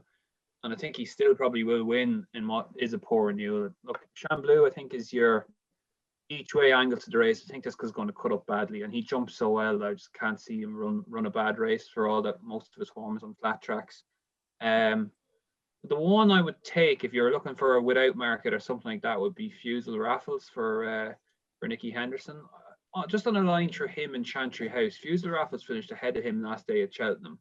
I just don't get this Chantry House chat. It seems to be all potential with him. He looked good at Ascot. He'd only beat 2 runners there. He got beaten then the next day. And then the form of his race the last day to beat a horse called Coconut Splash. I mean, be a 150 to 1 shot for this. And Fusel Raffles is 2 from 3 wins this season, 2 of them in at Cheltenham. The course and distance form is there. Nicky thinks he's going to be better at this sort of trip. The horse he beat there, in between him and Chantry House, Lieutenant Rocco, is well fancied for the Ultima, I think. 16 to 1, wouldn't put anyone off backing him each way, or without Envoy Allen. I think he's a play there. Just on the line through Chantry House is half his price. I just don't really understand that. So that'd be the way I'd look at the race. Barry. Yeah, actually, I agree with Ronan on what Envoy Allen has beaten. He's beaten Phil Dudari, Assemble and January Jets, but yet he's a rating of 164 over fences. So I don't know, a lot of that is probably based on his hurdle form. I think if you were to look at the challengers to him, potentially each way, I will be back in Chatham Street Lad. Cannot get his Caspian Caviar victory out of my head. I can't remember an easier course winner at Cheltenham in a handicap. Okay, the form in behind or the horses in behind. It's how competitive was that handicap? It's difficult to know, but Mick Winters rolling the dice in a Grade 1.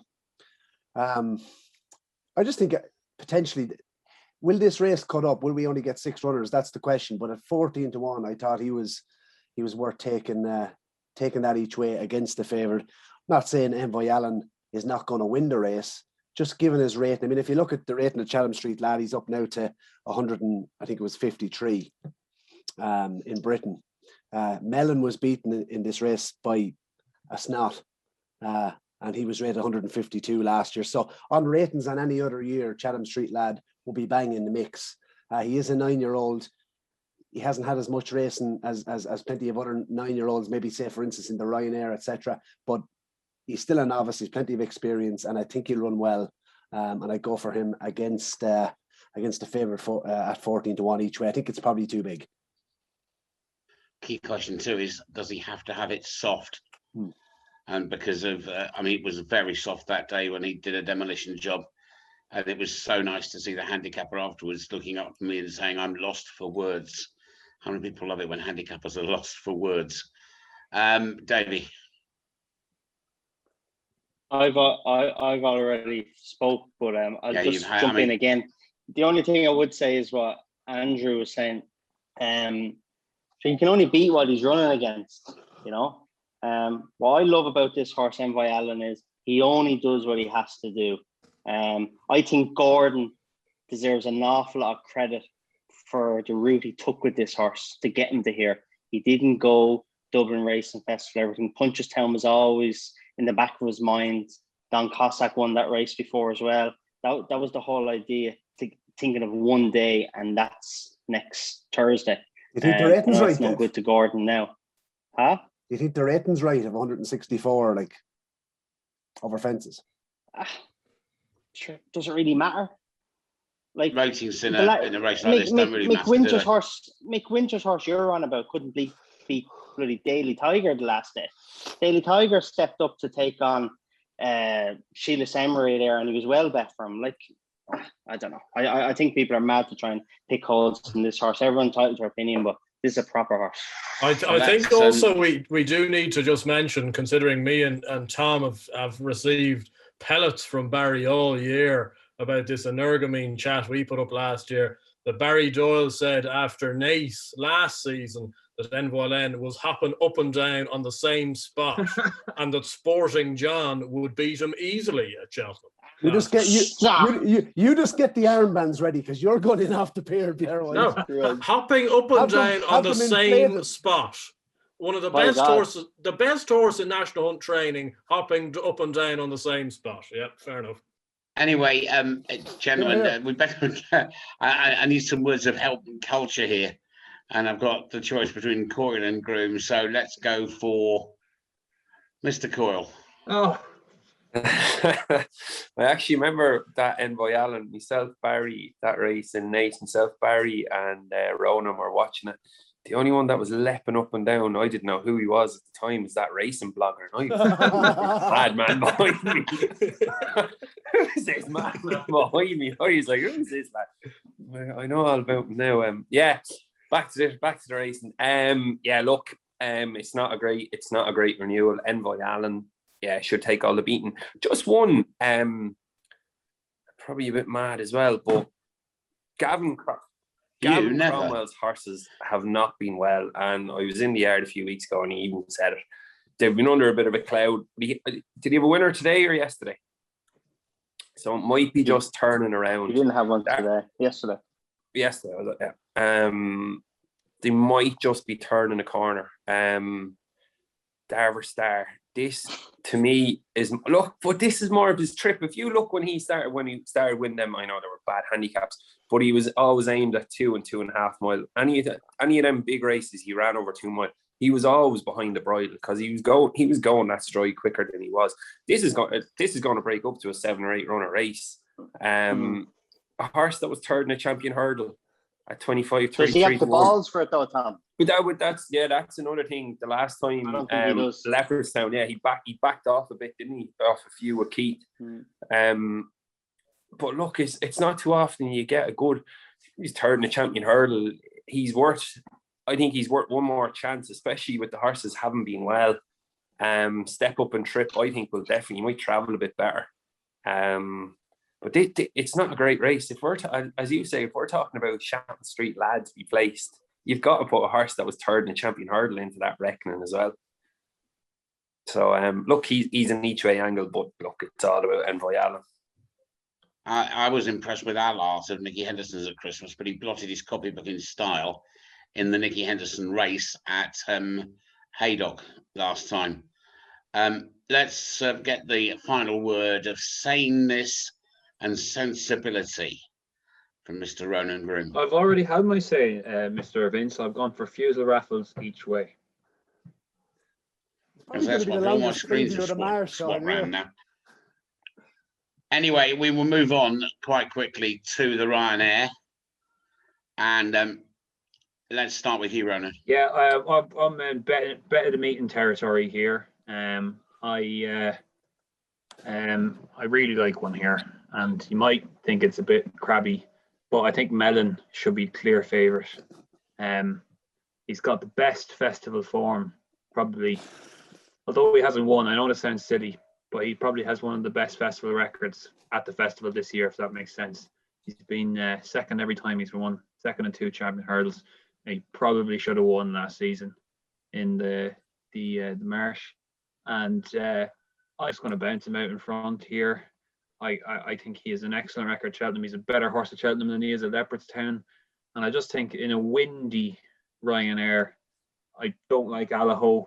I think the RSA form last season hasn't really proven itself, albeit Champ has done okay on his one start this season, but that's not a huge indictment of the race. Imperial Aura hasn't achieved much in 2 wins and fell obviously last time out or unseated. Min obviously pulled up. Is he the same horse now at 10? You have to have that in the back of your mind, although he has an excellent record. And then, you're going down to the likes of St. Calvados. He had a messy season. I just think Mellon should be clear favourite. The one I would actually, if he ran here, and I don't know why the owners of Kemboy aren't screaming, why aren't we running in the Ryanair? Because he would have an excellent chance here out in front.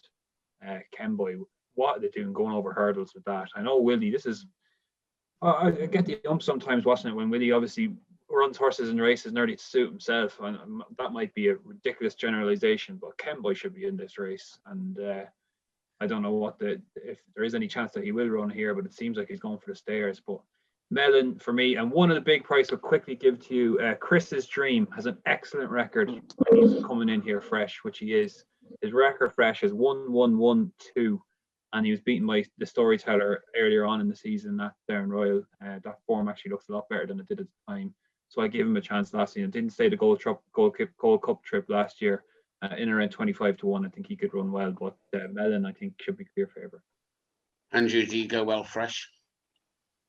No, not usually, Mike. I usually come on for a run, but I don't know. I'm struggling to comprehend with Ronan what's been the bigger statement. Lane Chacun Poursoir telling me that Mellon should be clear favourite for the Ryanair. I see an each way angle to Mellon, but nothing. Who do you have ahead of him, Andrew? In the market, I'd have the current favourite ahead of him. I just think an awful lot of these are coming in here either off dreadful prep runs or are nearly horses. So you've got Imperial Aura, St. Calvados, and Min all blotted their copybook with jumping mistakes. Mellon finished last in the Irish Gold Cup. I know he wasn't ridden the way he probably should have been, but he is a nearly horse. Fakir Dujaree is a nearly horse. I don't know. Like, I understand what Ronan's getting at with Kemboy, but I don't think Willie Mullins needs a fourth front runner in this race. I just think Allaho, I thought he was actually superb down in Thurles. I didn't think he had much in the tank. And when they were jumping the last, Ellie May came up to him. I thought he sprinted away at the back of it, which was quite impressive. Paul Townend said he took a blow afterwards. I seem to be one of the minority that think that Paul Townend will certainly ride Allaho. I think he's the progressive one of the 3. I thought the best time he jumped all of last year, and probably all of last year, was in the RSA. I think he'd have won the Marsh based off how he ran in the RSA. And the one actually, I know he's coming here and it takes a leap of faith, but at 16-1, you can take a leap of faith on a horse that actually wins around Cheltenham, and that's Sam Crow. on better ground. Look, I know it takes a leap of faith to back him, but he's 2 from 2 at Cheltenham. As for an awful lot of these, run well without winning, I think he's got every chance if he was to turn up. That they might have been training him for the minute to this race. I don't know with that, but at 16-1, it's worth an each way chance. But I'd be quite firm on Allaho. I think he's a horse people love to throw stones at. And even though he is a bit of a cliff horse, I think at some stage he's going to supply the goods. Davy, am I the only one that's going to be particularly interested here in who rides what for Willie Mullins? Yes, it's an intriguing one. And just going on what Andrew said there about that Paul ride Allaho, I think Min's the horse. You can say what you want. The last day made a horrendous mistake. I know that you're laughing at Ronan now, right? But I just saying horse, that you've gone for 3 different ones now from the Boland's yard. We've all gone for separate ones. Oh right, yeah. Mullins doesn't win right? this I know it's easy to say take him out, right? But don't you take out his run the last day. What price is it? At the end of the day, it was a very strong run race over 2 miles. He made a horrendous mistake. Patrick done the right thing, pulled him up. I think this is the one. I'd be very surprised if Paul Townend doesn't ride Min. But one thing I haven't agreed with you much tonight, Ronan, but that's Chris's dream. 100% agree with you. I think he's a super each way bet. Ideal race for him. That bit of work that was up amongst Grange that I mentioned earlier, he finished in front and put the kettle on was further back. Now, I know it's only a bit of work over 1.5 miles, but he's obviously in good form. I think he's a great bet. Sam Crow will run well on the better ground, has been going well at home. But Min's the one for me. I think he's a great price just because of a bad mistake the last day. Barry? I think if you're looking for Willie Mullins horses, go to another race. I don't think Willie. There's too many question marks about a lot of them here. Mellon. Don't know where Roland's going with that one. I know he's good course form, but he's had plenty of runs now. I can't see that he's improving. Allaho disappointed the last 2 years at Cheltenham. I know a lot have put him up, and including myself. I thought he was going to be my bet of the week last year in the Marsh. If he had a run in it, I think Willie probably ran him in the wrong race. The triple probably suit him, but for me, he's just disappointed too many times. Kenboy couldn't personally have him. So I actually think Imperial Aura will win. I think he's likely to race. He's only had the 12 runs. He's an 8-year-old. I think he could potentially be a player in a Gold Cup next year. He's, as I said, he's likely raced. He's forming all types of ground, so good ground won't be an issue to him. The last day, he came down at the second. He didn't get a hard fall or anything. He unseated. And I don't think that's going to be an issue. Coming in here, he's probably, he's coming in here obviously a lot fresher than some of the rest of them. Course and distance winner, 13-2. The money will probably come from one of the Irish horses, but I think he's a good bet in this at 13-2. I don't think Allaho is disappointed, Barry. Paul and Rachel just cut each other's throats last year, and Barry mopped up what was left after the two of them going too hard. So I don't think he disappointed there last year. He probably ran the wrong race, but I don't think he disappointed. He probably just went too soon on him. He's a lot. The previous year in the previous year in the Bartlett, I've done it because I know some people quite like Gentleman's Game for the Bartlett with 5-year-olds running in the race. In the last 3 years, Allaho was the only 5-year-old who's running the race that ran with credit and is still, running well now. It's a very hard race to run well in as a 5-year-old. I thought he ran a stormer there. And as you say, if you stop I think Davy's bang on with the RSA last year. They just got going far too soon. I think 2.5 miles with suit him well. I understand what you're getting at, Barry, but he hasn't disappointed. Let me bring Coyle into this. He disappointed me. Isn't that any words yet? Mr. Coyle. Yeah, look, the boys have harped on about the 3. Just funny that I think Ruby on his blog, he put up Allaho first, and then the next week he changed and put Min into it as well. He picked 2 into the one race, so he can't really split them. As Ronan said, Mellon, the last time I nearly threw my shoe at the telly when I seen Paul Townend jumping off last. I had napped him and everything. I thought couldn't believe what he done.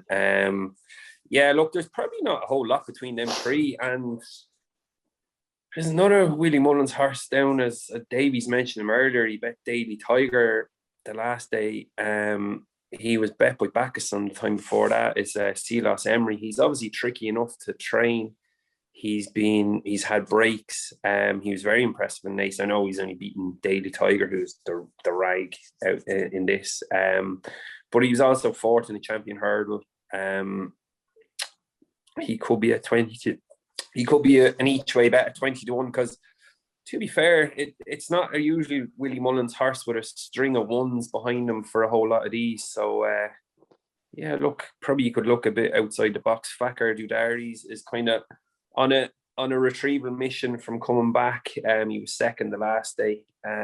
He could be thereabouts, but he probably wants a bit better ground. He jumps. Remember the day with was it Sam Crow around Fairy House? He jumped like a buck. Yeah, look, I wouldn't be loading too much into this race now. There's too many questions for too many horses for me. Well, I'll tell you, I think there's one that nobody's mentioned who must go close. Mr. Fisher, Nicky Henderson's horse. They switched the Peterborough Chase, normally run around Huntingdon, to Cheltenham. And he's got a really good record around Cheltenham, and I think he might go well at a decent price. The British flag out, Mike. I'm not saying he'll win, because as much as anything else, I'm trying to work out what WP Mullins is actually going to run in this and who's going to ride what. But to me, Mr. Fisher is a major flag bearer for Britain in this. Okay, I've had my say. That's not what I'm paid to do. I'm not paid to do anything anyway. But let's bring on to the Stayers Hurdle, the feature. Does this stay at home, and if it goes to Ireland, with what? It's a complete conundrum. Who's good at conundrums around here? Tommy Coyle. I was really hoping you didn't come to me first. Look, yeah. I do think Paisley Park probably deserves to be favourite. I thought when Time Hill bet him the first day that Dickey just got a run on him. And he fought him back, and he reversed it the next time. I think he did receive. I think there was a slight change in the weights, but he probably deserves to be favourite. Great story with Andrew Gemmell. Yeah, there's like a lot of horses here. Like when you put Sire de Burley, he was a good winner of a handicap, and he's done nothing wrong really this year. Florin Porter, myself and Ronan put him up in the 8 points to play. I don't know what's happened Ronan since, because I think he's at the bottom of the leader table after getting a 22-1 winner. So I can't excuse him for that one. In fairness, Tom, and I must say this in Ronan's defence, right? The 1 week we didn't put the 8 points to play up, Ronan put up Not So Sleepy at 20-1. But you've been fixing that 8 points to play all year, Barry. Just when it suits you, it goes up. Exactly. Let's not get distracted. I mean, we've got to make sure that, as I say, it's either you or Barry next Tuesday, Andrew. Let's remember that. Yeah. Florin Porter, he was good in Nav, and he was even better in Leopardstown. But Gavin's horses, they have to, hopefully are coming back around. And the storyteller is interesting as well, from being chasing that. Jesus, will you pick one, will you? That they're having a crack at this. I don't really like. I am going for Paisley Park. I'm just kind of running through them. But Paisley Park is my pick. But just interesting that the storyteller, he was going for this, and Keith Donoghue had picked him over Matthew Smith's horse before Matthews got hurt. Ronald Pump. That's why Robbie Power was going to ride him the last day. So Keith had made his mind up before that he was going to ride him in this. So look, he's probably an each way bet, but I think Paisley Park is probably going to win. Okay, let's move on. Ronan. Yeah, I want to take on the top two in the market, Mike, because I just don't think they're as good this year. Does anyone know if Fury Road is going to run here? Has anyone heard anything? Nobody said anything I've seen. Yeah, I'm not. Anybody heard anything? I'll give him. No exclusive for the Irish field. I'd give him a chance if he did, but I'm not sure if he's going to run. I like the storyteller. got the course and distance form with the Sire de Burley last year, and he's in the form of his life this season. He's coming here off a career best, having finished second to Kemboy in the Irish Gold Cup, and obviously proven around the course. I think he can improve past Flooring Porter given the 3 miles around Cheltenham. So 12 to 1, 14 to 1, that'll do fine for me. Barry Doyle. Yeah, the Irish are clutching at straws here, Mike. I think this one is going to the British are long odds on to take this one. I think Vindication. I spoke about the horse with Andrew on Monday on the road to Cheltenham. Put him up at 20s. He's actually come in for a lot of support. A few shrewdies, Frank Hickey included, has been singing about this horse. Yeah, I thought he should have been over hurdles this year from the start. I know you put him up as a steeple chaser to follow. I personally don't think he's the best jumper of a fence. Ran a cracker in the Ultima last year. But he's 3 from 3 over hurdles. He's only had 3 runs over hurdles. So he's still likely racing. He wants 4 mile, Barry, not 3 mile. No, this is he was beaten by Sternay. The form turned out to be shocking, hasn't it? Lads. Remember that day he got Jesus, will you let me finish? I think Davy Boland's pony there, they give him a race, lad. He's that slow. No. This horse has a big engine. He's one of my each way bets of the week. 14 to 1. I think he's cracking each way value still at that price. I think this is where they're going to go. Kim was looking to get a run into Vindication before making up his mind. He didn't, so he is going stairs. I don't know. I think he's a big player here. Ran a cracker, as I said, in the Ultima last year, off top weight, big engine. And 14 to 1, a strong fancy each way in this one for me. Davy. I think it's a fascinating race, to be honest. It's Paisley Park and Time Hill. I've had a couple of real good matches. I don't think the Irish will win it. Flooring Porter, I didn't like the way, even though he won in Leopardstown, he hangs like a gate. It doesn't look the most straightforward. The storyteller should have a good each way chance, all right. I agree with Ronan about Fury Road. I'm not sure if he does run or not. The plan always was to run, but I'm not sure after getting beaten the last day. I actually, just getting off the Fury Road, I think he'd be ideal for the 2.5 race in Aintree if he was to go there. But anyway, Paisley Park, if I have to pick one, it's tough between the two of them. I think the two of them will fight it out again. I think Aidan Coleman, I'm sure you watch him a lot, Mike. I think he's the absolute perfect rider for this horse. Even though he's a lazy horse, sometimes the likes of a Dickie Johnson or something, I don't think would actually suit Paisley Park. That's no disrespect to Dickie Johnson. I just think he's a very compassionate rider, Aidan, and I think that suits him, and he knows the horse inside out. I think it's going to be a great race, but I'll go with Paisley Park for the two of them to beat them. Andrew?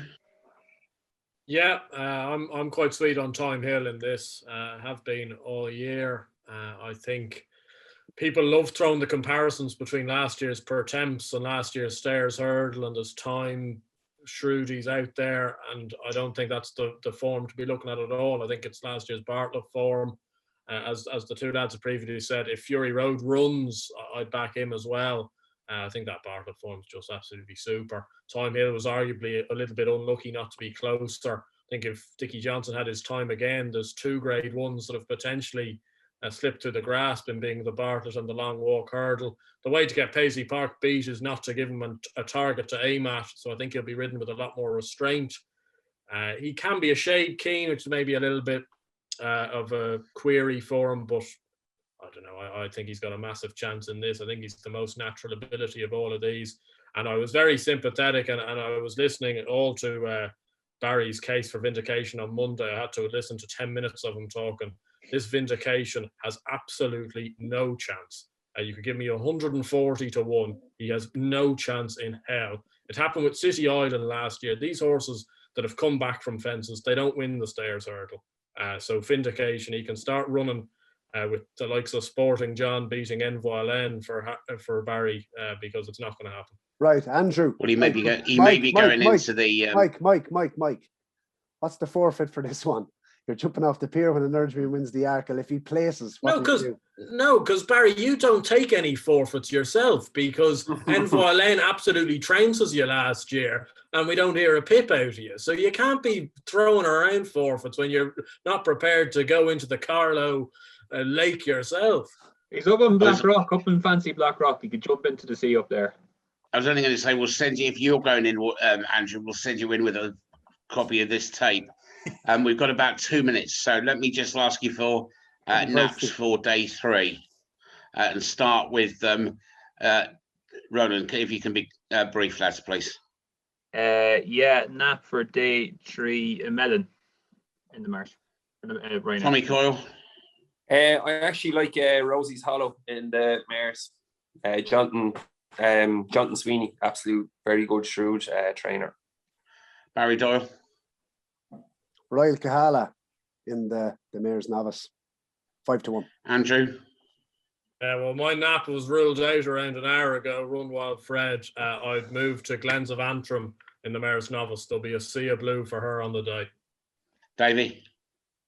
Main at a fantastic price of 6-1. Fantastic. And Ronan, Ronan, I'm going to remember that. I'm going to record this part of you shaking your heads. I'm going to send it to you when Min wins. Anyway, we must move on and hear from one of the great Irish racing characters. If he has a winner, it will be one of these stories of Cheltenham 2021. His name is Mick Winters. He was a smash hit when he honoured us with his presence on the Champ.ie podcast back in December. And Barry drew the long straw to get the chance to speak once again to a County Cork legend. Mick Winters, fantastic to have you back on the Champ.ie podcast ahead of the Cheltenham Festival. The last time we had you on, of course, were we the lucky omen, a fantastic victory for Chatham Street Lad, of course, over in the Caspian Caviar Gold Cup. But we're here to talk about Cheltenham, Mick, and Chatham Street Lad. We must, of course, go back to December. Michael, a fantastic performance. I don't know how many lengths he won by, but he won by half the track in the Caspian Caviar Gold Cup. I suppose, talk us through the emotions of the day. Look, the emotions beforehand would be, I suppose they'd be fairly low. The night before was boring and kind of lonesome a little bit. There was no gallivanting out, and maybe the likes of myself would be afraid I might be able to find my way back. So we were lying low anyway. The horse, he came on the bridle down the hill. He was after making a bad mistake, left his hind legs behind him, and did it the second time. And to our amazement, he picked up when he sat to the table, and the jockey was told not to be going for him until over the last. So when he was going for him down the hill and lying up on top of the pantry tops inside him, he was like, geez, he must be going mighty well altogether that he's taking it up so soon. And he got a flare of it at the last, and it was, I suppose, if you had to keel over and kick the bucket, that would be the time to do it. Because racing is so ups and downs that you're high one time, but that was a higher point as I think any racing person would like to be in. And it was very exciting, it was spectacular, and with the place being so quiet and everything else, you got an awful exposure, and the people at home were able to tune in, and we got fantastic enjoyment. And like, I look back on the old days with Tom Foley that passed away there lately. I admired him for the way he worked with the media, and Tom was a farmer that decided to go training horse and things like that, and did a super job, and the horse caught the imagination of everybody, young people especially, get him into racing. So you have to have characters, you have to have horses and everything else. And it kind of felt it was bringing back an awful lot for us, like, do you know what I mean? And in Kentucky, in the old days, we had a girl that was 7 foot tall, and she was kind of, I suppose you could call her a freak, might be not a nice name to call her, but she cycled a high nilly bike, and the young people in the town, she was 50 years of age and she died, she'd be probably 85 or something like that now, but the young people would always say to her, they'd ask her, can you hand me down a star? Do you know what I mean? She was so tall, and you think of the olden times. She wouldn't think the same now anymore. Like, but if Cheltenham Street lad went up the hill in front this time, I think I could nearly reach up and bring down a star into my hand and look at it. I'd look at it and see it, but you mightn't see it. But I think I would definitely see the star. Mick, And that woman in Kentucky, her name was Honey. That was long Annie. Annie Larkin was her name, but like in a small town, other places she might be ostracized or whatever, but she got on great with the kids and young people looked up to her and everything else. And I always think of it like when you think of innocence and whatever, and hand me down the star, the kids use that Satan, they'll be shocked. And so if Chatham wins over, that'll be my motto. I'll be thinking in that direction. So I might produce something special after the race. like, what type of a character is he? Because he's 9 years of age now. He's had a good bit of racing. And I remember speaking to you back in December, and you said he's a horse that kind of needed a lot of time. But in terms of his character, like, what type of character is he? Well, I think the girl that looks after him kind of has kind of tuned into his character that told him, Abby Fitzgibbon. She's a nice, soft kind of a girl, and she takes her time. If I said to jump ball, do you know what I mean? With all that misery out into the mind and whatever, but this horse and this girl, they have matched into each other. She gives him the carrots and the apples. She said to me the other day, she came into the kitchen, and she was kind of, the hair was done, like she's preparing her hairstyle and whatever, and maybe it might be a boyfriend off, but I don't know, I thought it was but she said to me, am I going over to Cheltenham? I said, Jesus, Abby, I said, if you go over, I'll be coming, and I said, I won't be able to find my way over. I'll have to get as far as the docks, and I said, I won't know how to get on the fucking boat, and if I get on the boat, I'll have to be and transport some tails. So I said, I can sit on the lorry and get over, and I know my way around her over. And I said, if the horse is still well and everything is going next October, I said, you can go to the horse. But she has got so close to the horse. And you know, the nice part of it is, thinking that he's a champion and he's like, but he gives his running, he has his aches and pains, and he walks through them, and you balance it around. And the run in Fairy House, the last, we were disappointed, because Ted Walsh was parked on sliders and in the stable out, and I said to Ted, I said, this is the big test now for the horse after the big win in Cheltenham, to back it up now to go again. No, he said, no, you passed the test last. He said, this is fine, this is fine. And you know, we got our backsides kicked a small bit, and Ted's advice and talk was, of course, he's the old dog for the road. You know, I could tell him plenty of stories and Ted. But anyway, so we came home, we took our baiting, and we have a lad there, and he comes in, and I can't think of his name, but I'll think of him in a second. He does a bit of massaging the horse, and he's treated like fucking King Lear or whatever you want to call him, like, but he gets great treatment and his carrots and everything, and the girl is walking with the horse, and it's, you can feel the thing, and if he can express that to the people as well, and he's giving his best, and the way he won in Cheltenham, that's something that you share anyway, and you're going back and you're going at a higher level, and in fairness, the horse in Ireland he's taking on, look, he's probably himself and that Monkfish, or what you call it, the other horse with Willie Mullins, isn't it? Is that his name? Monkfish, isn't it? Yeah. They're two top pretenders, maybe to go cups and something else.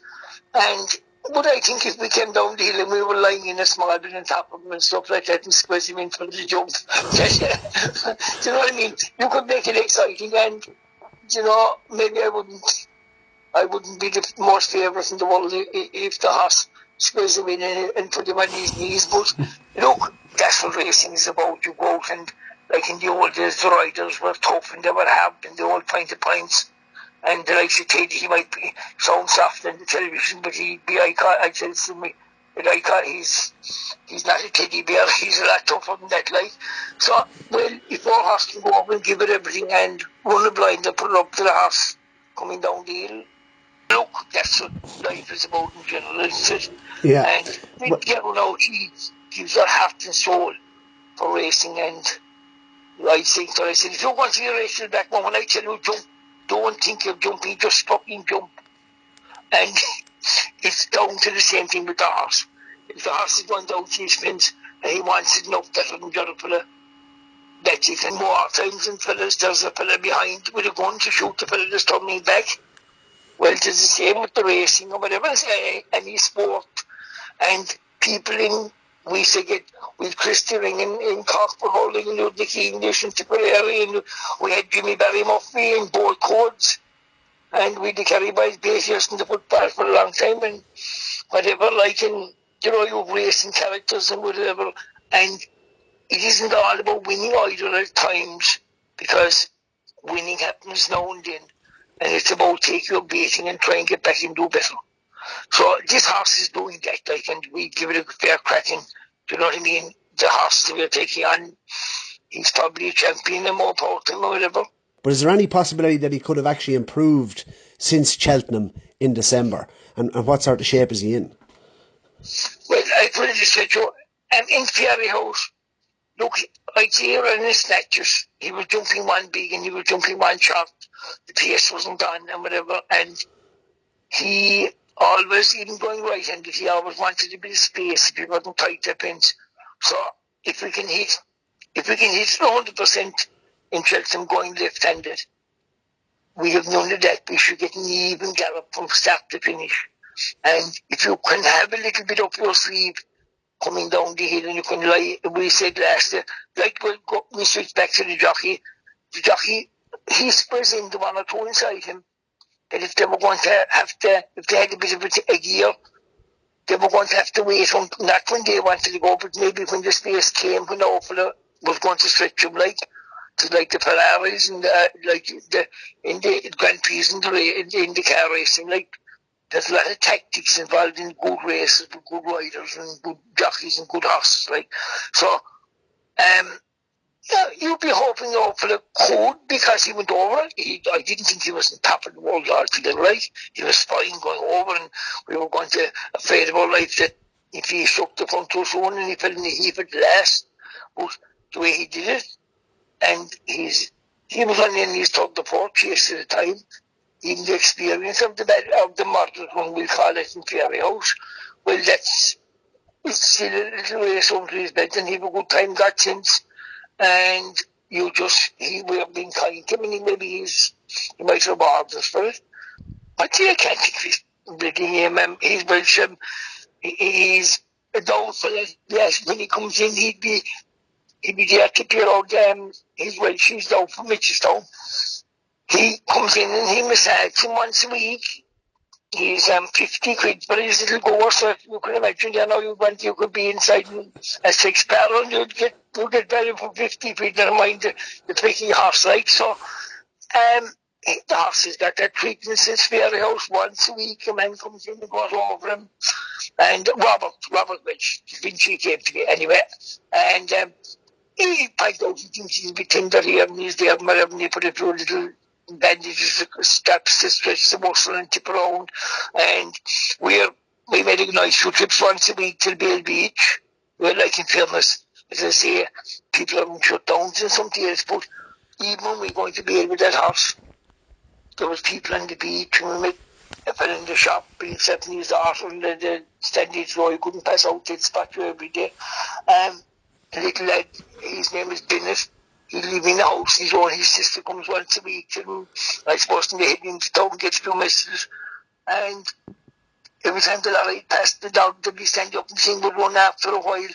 So even I think the horse was taking him as well as us, and on the beach, that girl would be riding him, and he'd walk 4 furlongs inside the water, shoulder high, and he canter back, and he might walk down again and come back up and walk the sandhills and roll like a baby.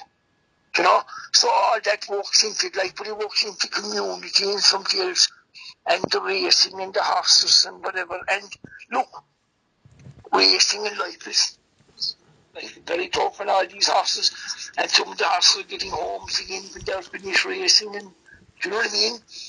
There's a bit of everything about the thing, and I'm sure Chatham now he's find when he's probably a very lucky horse as well, like, because when his time's up, maybe that will get the owners, I'd say they'd be nice people and things, and we'll probably end up with him.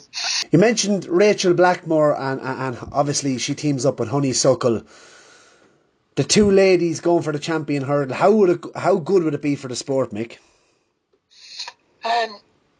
It's everything you want, because look, she wasn't born with the spoon in her hand, like, she hadn't everything. David Russell, the same thing, like, he started, but like the women, like in the old days, the women wouldn't get the license, like, do you know what I mean? So, and then Rachel was riding a few points of schooling horses, and Denise O'Shanley and Buck outside. She'd be outside them, she'd ride all day, and she'd school all them horses probably, and if somebody else wanted her, she'd be down there, and her boyfriend there, Brian Hayes, they'd be the same, they come from any angle to walk in it, and this lady, she's clever. I know it gets a bit repetitive after a while. They're into the system, and they're probably the most horses running their pants and they're winning and everything. But she knows the game, and she knows how lucky she is. And I think there's a secret in it as well, a bit that you must be able to take a ball, you must be able to roll over.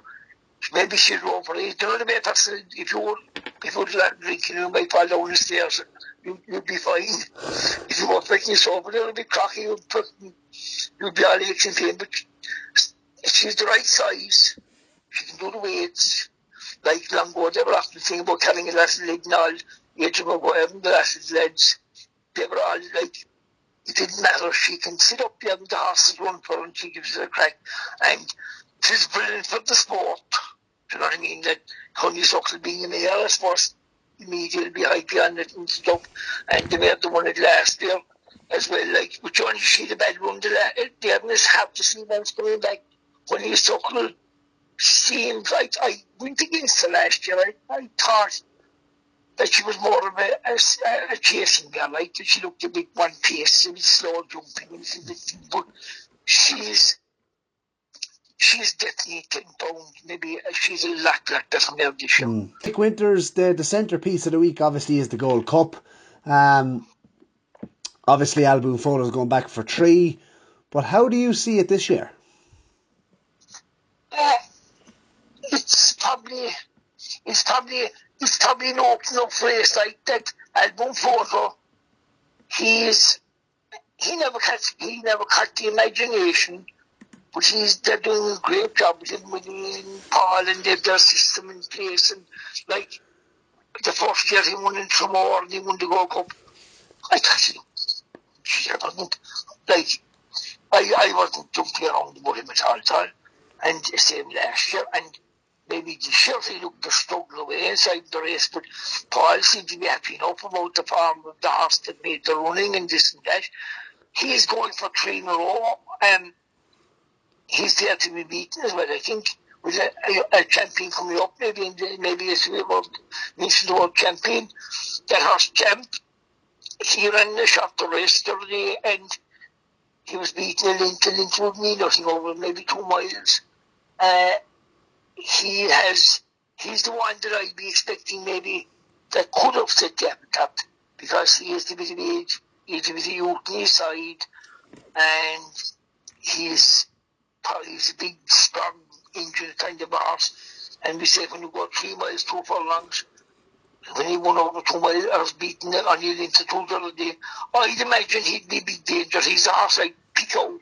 And if Album is to be beaten, Album is a horse that wins by lengths or 2 or whatever, and he does his job, and he was on style of jumping and everything else. You can't knock him, and he is definitely a champion. If he's to be beaten, I'd imagine the champ is the one that is finding all the horses from last year take to walk, and all these horses. Maybe they have lives up to now. And they took their patch, and they might find their space again. But to me, they didn't measure up. They haven't. They look champions. They're built up maybe in the papers or whatever. But champions looks like the horse that's sitting in the grass. he didn't get a half life. He was probably so laid back himself that he was like a big gangly young fella that was kind of slowly along without realising what was happening. Well, his time has come for him, like maybe. What's your thoughts from a trainer's perspective, Mick, on him running over 2 miles last time, and then obviously stepping right back up and trip to the extended 3 miles and 2 furlongs? Would that be a worry? I see on the papers saying that he might be considering 2 free this and that, like, but it means that over the 2 he mightn't have got a just have race because he probably only woke up kind of coming to the last, like, you know what I mean? So a lot of trainers don't think, like, even there at times they're on them in a flat, they're over the summer, next they're on for a whole race or something, they're shopping them up. It shouldn't be any problem. He's a horse that's a small bit slower jumping. Do you know what I mean? And they might be trying to get him to jump a bit faster. He gets stuck into his race a little bit. So look, I put it this way too. The men that'll be doing most of these horses, they will be put out at that level, and I'd imagine they're sitting very happy at the moment. Like, it's just perfect preparation really, I suppose, for a longer trip. You know, when you're there to line up and do that, and you jump quite well and everything else, like, it's a perfect preparation for the longer trip. It should be anyway. Like, it would, and it might make him be still having done, if you did, we said the long trip and going out for the next day, well, it just might take your sharpness off of him. So you'll be imagining that this perfect anyway. So Mick Winters for the Irish Injured Jockeys Fund, as you know, we're doing a treble with the naps of the special guests. So Jamie Codd has given us Envoy Allen, Ted Walsh has given us Monkfish, and if Mick Winters could put something in maybe to boost up the odds as the nap of the week, what would it be? Well, you know, I'm going to bring Champ to win the Go. At 5-1, I think is his current price. That'll bring us up in the odds. You might get a bit better, maybe, because in fairness now, it's a big ask, and we haven't all the homework done or anything like that, so maybe you might get, who's the bookie for you? Have you his name? You haven't? You haven't his name yet, no. But, no, in around 5-1. Yeah, well, at 6-1 anyway, you get 6-1 for me and stick him in. Stick him in, lovely. Next best of the week, Mick Winters? Oh, Jesus. Good, let me see. Well, I bought Honeysuckle definitely in the Champion Hall. Is she gone already? She's not gone already. You can have Honeysuckle. What about Each Way in a handicap? Or Each Way? Flooring Porter. He's a dark horse. I'd be giving him a fair shot. I think he's a probably now.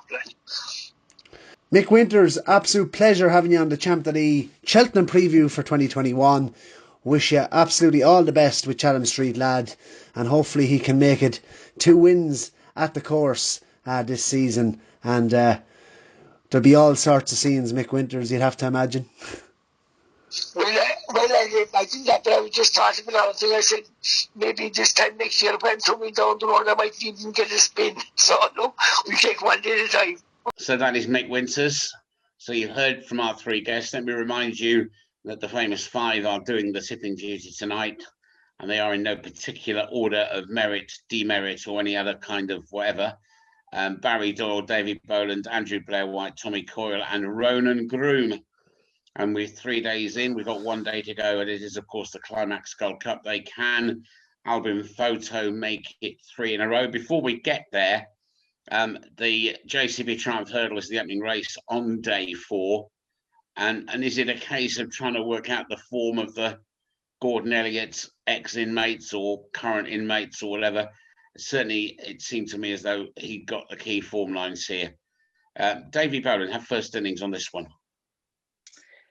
It's probably one of the best triumphs in the last few years, I'd say. I'm a big Zanahiyr fan. He's been very impressive in his 3 runs. I wasn't overly excited about Tritronic on his first run, but I got to say the last day he changed my mind at the back of the last away sprinted was devastating. But I'm going to stick with Zanahiyr. It's a great constitution this horse has. You know, he settles. no matter what they do, they went very slow on Leopardstown the last day, and he showed an incredible turn of foot. And the day before that, they went hard. So I think he has everything. He jumps very well, and not often does Jack Kennedy say much, but I seen himself and Tia Hupu, or however you pronounce, and Quilixios school in there 3 weeks ago. Three of them together up in Gordon's and Grass, and I never seen Jack smiling as much coming in out of the field on Zana here. So I know he thinks an awful lot of this horse, and I'm very impressed by him. So I'm going to go with him. He's joint favourite at the minute. So yeah, I'll stick with him. Barry. Yeah, I think he'll be Denise Foster's best chance of a winner all week, 9-4. I think he's, as Davy said, he's, he jumps lovely. He will stay. He'll get up the hill. Not a bother to him. Next Aga Khan horse. And I'd say it was a sign of a really good horse the way he won at Leopardstown off a slow pace. I liked him ever since that. I liked him actually ever since Fairy House. Speaking to Keith Donoghue at the start of the year on our season preview as well, Keith thought this fellow was good. He was at a lot bigger prices back then. He's 9-4 now. I think he'll win this. There's one actually, he might necessarily even go for the race, and he's not going to beat Zana here, but just a juvenile that caught my eye at Fairy House, one of Willie's, Tax for Max. He absolutely, whenever he's gelded, whenever he has the balls removed, he's a bit of an engine, that horse. He done very well to finish second behind Gordon's other horse, Tiopu, at Fairy House the last day. He's just one maybe for the tracker, Tax for Max. He could well run in this. I don't know if he does, but Zana here will win. So from gelding by Barry Doyle to Ronan Groom and the winner. I'm not a big Triumph Hurdle fan. It's probably my second least favourite race after the Champion Bumper. I hope Zana here wins for Noel and Valerie Moran, because they put a lot of money into the game, and they're quite local to myself and Tom there in County Meath. Built a huge stable there between Navan and Trim, and I hope it goes well. I make him favourite. I think the Irish juveniles are probably have an edge on the British form. And yeah, Zana here for me, but I'm not going to have a play in the race. Tommy Coyle. Yeah, I second what Ronan says. The Morans have, after putting a lot of cash behind it now in the last 18 months, 2 years, and hopefully they can get a reward here with Zana here. They've some nice horses there with Gordon, Denise. Mightn't just get it all his way. I think he is probably the winner, but Quilixios, you'd have to like the way he's done nothing wrong either. And just the other one, Dufflecoat, if it did turn up soft, he's a great each way bet at 14-1. If it did open, just remember him winning Cheltenham the last day. He stays, and if it did become a bit of a test of stamina for these 4-year-olds, he has it in abundance. So he's the one that will be chasing most of them down from the back of the last. So he's probably a good each way bet at 14-1. Andrew? Yeah, echo what a lot of the lads have said there. Zana here for me. I thought he was very impressive at Fairy House off the back of a strong gallop, which I think you'll get in the Triumph Hurdle. He jumps slick for a juvenile as well. I think the one that's been slightly overlooked actually is the Chepstow form, and I'd give Adagio an each way squeak in this race. Actually, I think if they ran him against Dufflecoat again this time of the year, he might be able to reverse that form. Who Gree is being backed off the boards for the Boodles. If he goes and wins the Boodles, he certainly will be shorter than 12-1, I believe, anyway. He wouldn't be without an each-way chance, especially if you could have 3 or 4 places. But Zana here for me with Adagio each way. Okay, so that is the Triumph. Next, the Albert Bartlett. 3 miles, needs to stay longer than the mother-in-law. And a novice hurdle that they all finished in a heap in last year. And the key question is there a standout here? I don't know what you guys thought. I just thought this was one of those races where you were trying to work it out. And you could go down about 3 or 4 different routes. You hear about Barbados Bucks being very strong. Is this the most difficult of the novice hurdles to work out? Andrew, Blair White. Yeah, I'd agree with that, Mike. I think it's quite a middling race, really. Certainly nowhere near the strength of last year's renewal, and it might therefore go to something a bit like the old-fashioned Albert Bartlett's or something at a price rocks up. But I do quite like Statler. I've been keen on him all year. I obviously like the Glens of Antrim form from Christmas time, but he ran a grand race in the Nathaniel Lacey. I don't see under any circumstances how Fakira reverses that form. Fakira couldn't go a yard that day. I think you could line him up in a Dublin marathon and he'd be outpaced. So Statler for me, the one I'd throw into the mix at a big price is Streets of Doyen for John McConnell, who you can get 25 to 1 about. I think he just is a bit more of an old-fashioned kind of Bartlett outsider shout. Did a lot of his run in the autumn time. He beat Flooring Porter actually 5 lengths back in September. He won over course and distance in October, beating Polish of Fergal O'Brien's, who's franked the form since. Had a little pipe opener at Naas the other week over 2 miles. He does go for the race. He loves good ground, and he might be one to outrun his odds at 25 to 1. So Statler and Streets of Doyen, hopefully, might get the winner between those two. Davy. It's not often I would say this, but I actually like Paul Nicholls' horse in this. Barbados Books. I think he has the right credentials to win a race like this. It is wide open. It's probably not an overly strong race. I know we probably say that a lot most years, but it proved last year was a very strong race with the tree, or maybe you can put in a Time Hill as well, who came out of that. But I like this horse. I think he has the right credentials for this race in terms of the trip, and I'll go with him. I do think that apologies. I do think that what do you call it? Oh, Davy. Duffel Coat. Duffel Coat. I'd like to see him go for this race. Would you? I would, because I think he stays. I don't know. I've never asked about the horse. I wasn't sure if he was going to go to Cheltenham, but I think he is now. But I think he'd be an interesting one now if he lined up in this. Definitely, he stays like Tommy said earlier on. He stays very well, like he proved in Cheltenham when he beat Pipe's horse. I'd love to see him going. Then he get the allowances as well because of his age. But I'll go with, if he lined up, I'd back him. But if not, I'll go with Nicholls' horse. And here's a man who always gets allowances because of his age, Barry Doyle. Yeah, I love that from Davy, to be fair. Duffel Coat. As I said, you get the allowance.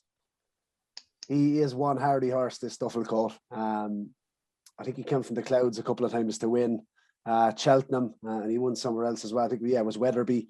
At a big price, if he went, geez, he'd be interesting. But I think Choreograph has the ideal profile for Mike. Obviously, he's your renowned Jigginstown winner on the inside track around Fairyhouse. Yeah. Well, listen, I'm back to my 14s. He's 8s now. I'd say Jack Kennedy. I don't know the Davy here. Davy's been up in Gardens, but I'd say he'd probably ride him. He's had a good few runs now over hurdles. He's the ideal profile for it. Has the experience. Mike's talking about staying longer than the mother-in-law. This is the definition of it. He absolutely hit the line very hard on his last 2 starts. He's proven over 3 miles.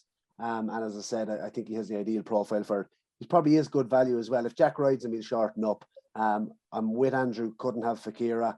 But Statler, I think there's a lot been made of him, as I said earlier on the show. I'm not a massive fan of Galler de Menil.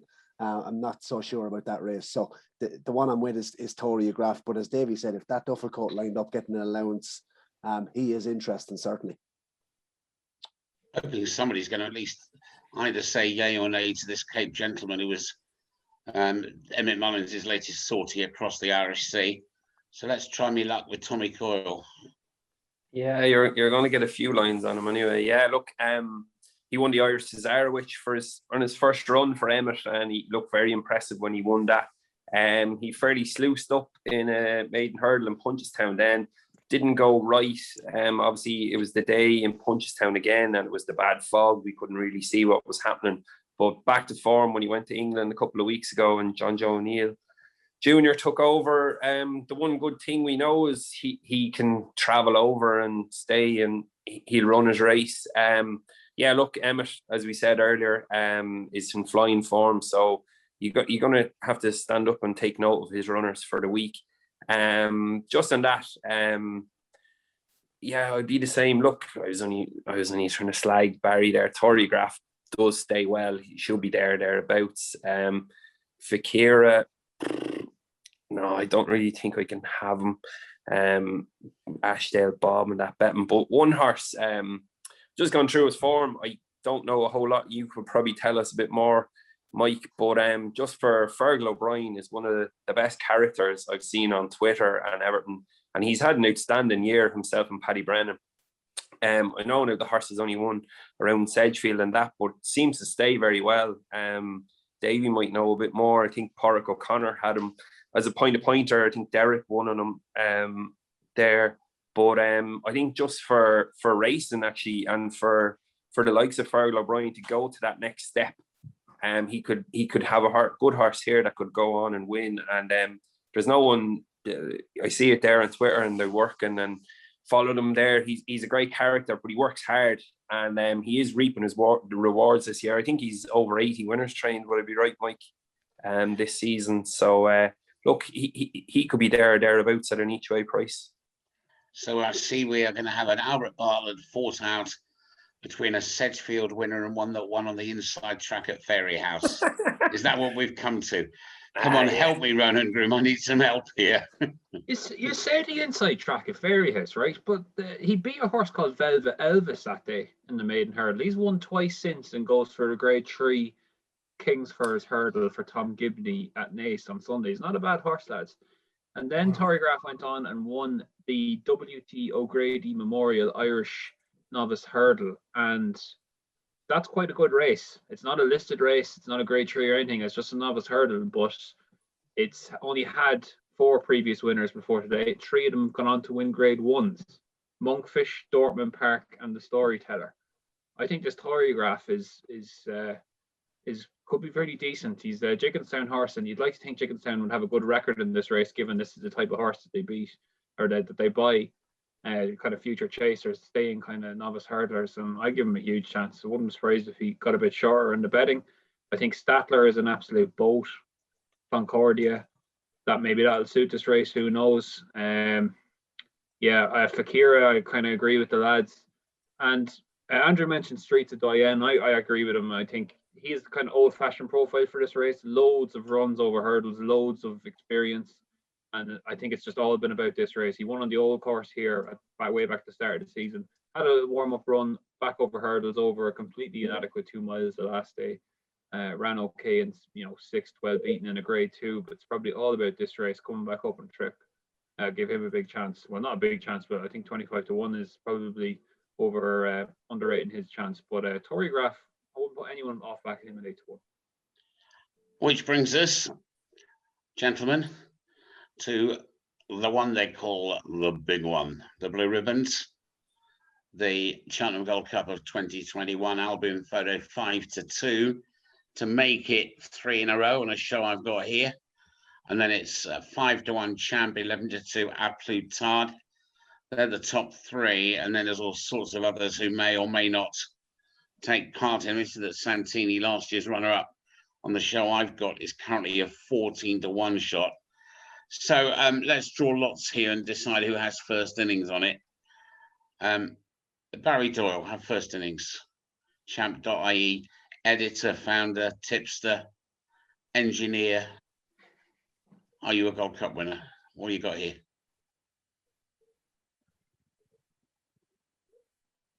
The first thing you got to do is unmute yourself. I'm unmuted, Mike. You're being kind to me.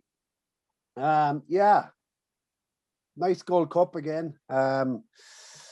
It's the top 3 in the market. I don't think you need to look much further. And I'm against Alboom Photo. I've backed 2 in the race, the 2 at good enough prices, to be fair. 12-1 Champ, and I've also backed A Plus Tard I think Champ, he's the one I'm going to be siding with here. Similar to Alboom Photo, he's had the pipe opener. It wasn't your typical start of preparation for a Gold Cup, was it? He's had a wind up. I think did he win the RSA Chase last year with a wind issue? He's had his wind done at the start of the year. We didn't see him for quite some time, but I loved his performance back at the minimum distance at 2 miles. I think he jumped an awful lot better than we've seen last year. I think it will set him right. And I think if it did turn up better ground later on in the week, that's not going to be a bother to him. He's a serious engine. He's a serious player. And I wouldn't be surprised to see an awful lot of money for him on the day. Given the fact that, I suppose Alboom Photo, look, he's rock solid, but I just think the support is going to come for Champ on the day. At 5-1, I think he is a bet probably still. And he's my selection. I think he'll take a good bit of stopping. Davy, Boland. It's tough, isn't it, to try and pick holes in Alboom Photo. He's won the last 2 years. He's an incredible horse. When it's not broke, don't fix it. In terms of the Savills Chase in Tremor and then going to the Gold Cup, Willie knows what he's doing with this horse, and everything seems to be straightforward again, like the last 2 years. But if I wouldn't really be backing him at the price. I've never backed him before, so I'm not going to start backing him now. So I'd back Absolute Tard. I thought he was very impressive in Leopardstown at Christmas. Real stay and finish, which is needed. What was he, second here to Min, was he, or third to Min in a Ryanair? Other than that, just not really at it. Kenboy, strange one, don't know why they wouldn't run. Manila Indo, I think he's a bit soft. Champ wouldn't be for me. So I'd go with Absolute Tard to take on Alboom Photo. But look, it would be brilliant to see him do 3 in a row, but for some reason he doesn't really capture everybody's imagination like a best mate or anything, does he? But I'll go with Absolute Tard. I've never heard. It'd be great, wouldn't it? Go, Mike. I've interrupted again. It'd be great with the both Rachel Blackmore and Bryony Frost having rides in this. I think it'd be great for the sport, but whether they're on horses that are good enough, only time will tell. Let's have Man with Hat next. Don't know what's on his hat because he doesn't ever show it. It's not to one of the. But anyway, Mr. Coyle, honour us with some words, please. I'd agree with Davy. Probably Alboom Photo doesn't get the limelight as a best mate or that, but that's probably because we don't see him as often. He has his map planned out, and as Davy says, don't try and fix what's not broke. I think he'll win. I think he's the winner of it. Champ, he ran well the last day over 2 mile. He even travelled a lot better than I expected him to. Jumped well. Absolute Tard, Rachel didn't hesitate in switching from Manila Endo, so he's obviously the one from Henry's, you'd imagine. If you go down the list, no, I don't think there's a whole lot more in it. I couldn't see Froden win the Gold Cup, to be honest. Sorry, Mike. And then you go down to Native River. No, for me, probably forecast Alboom Photo and Absolute Tard. There's not going to be a whole lot in it, but they're the two that's going to take the beating. Ronan, Groom. Mike, from a journalistic point of view, I suppose you're always looking at what's the main story in the race, and I guess it has to be Alboom Photo.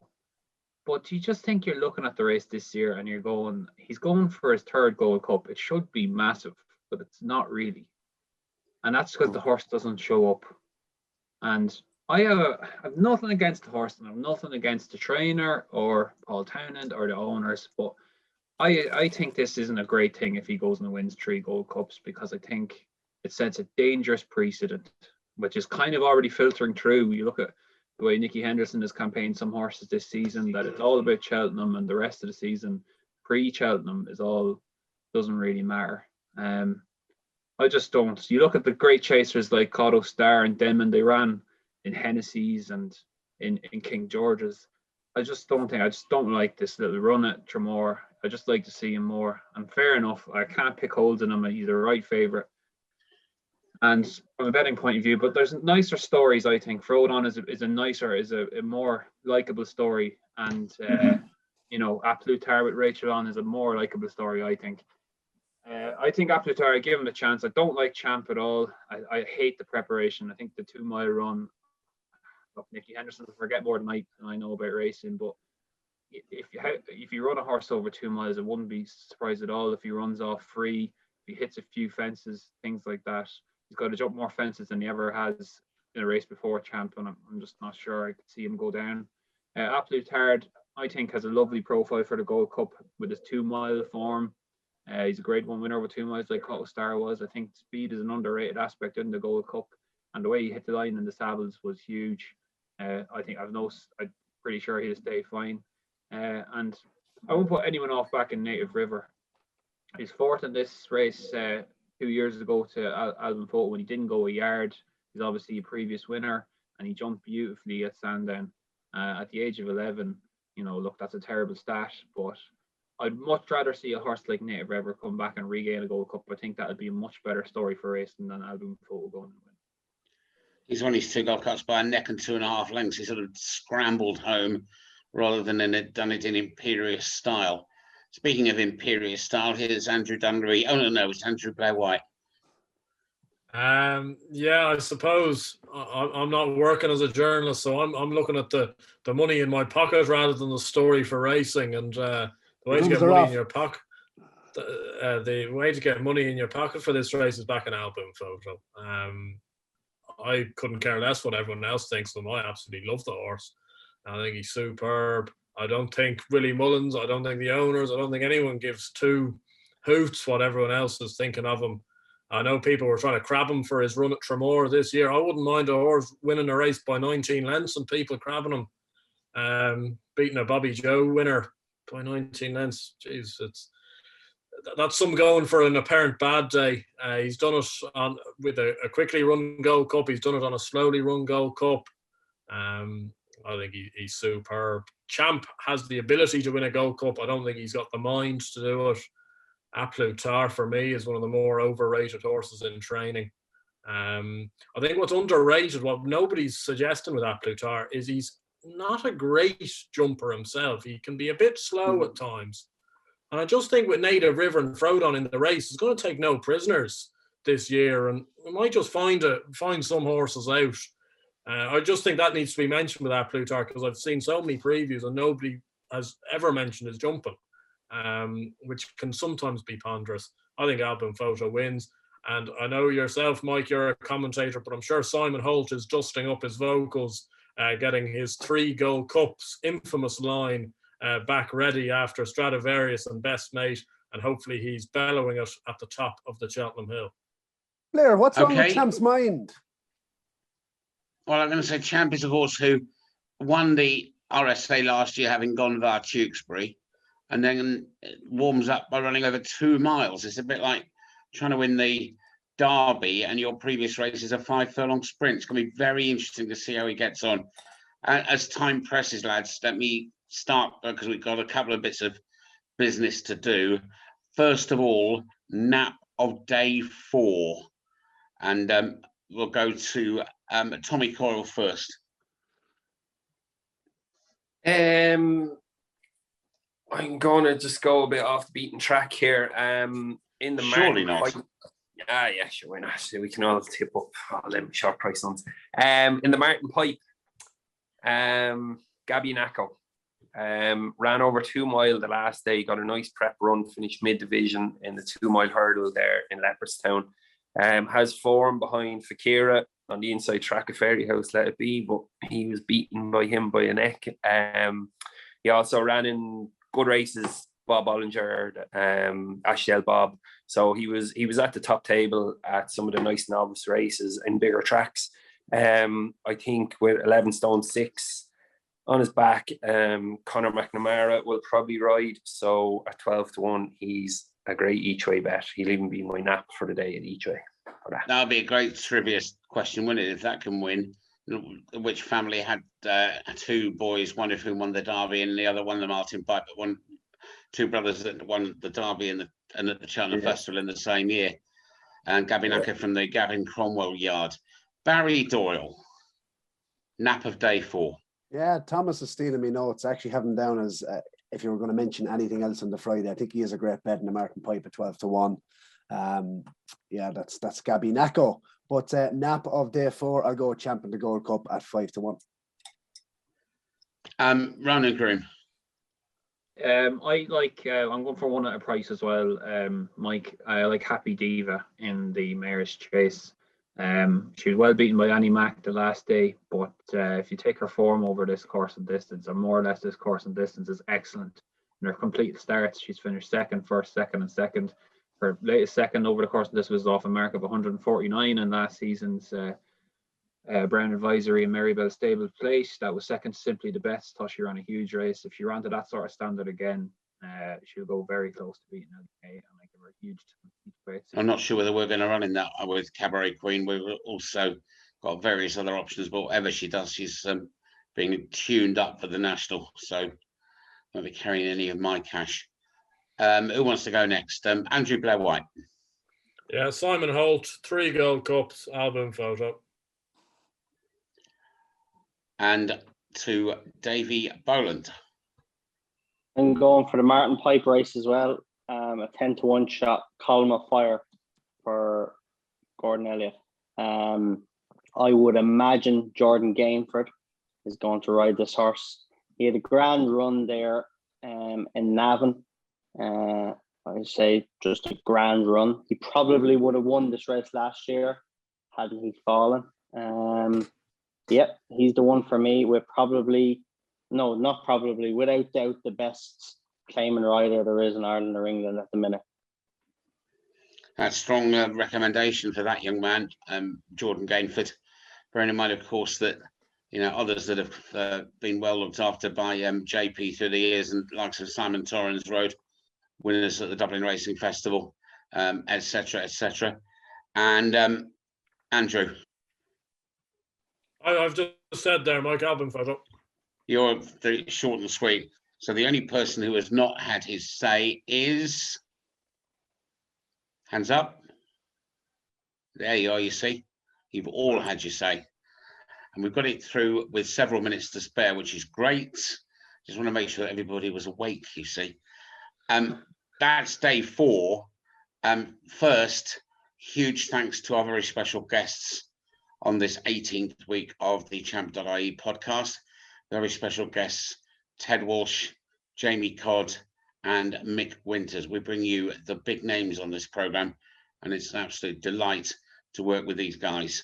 It's also great to work with Ronan Groom, Tommy Coyle, Davy Boland, Andrew Blair White, and the producer, director, the dishwasher, the chimney sweep, and the man who's selling tickets for Tuesday next at Dundee Pier, Barry Doyle.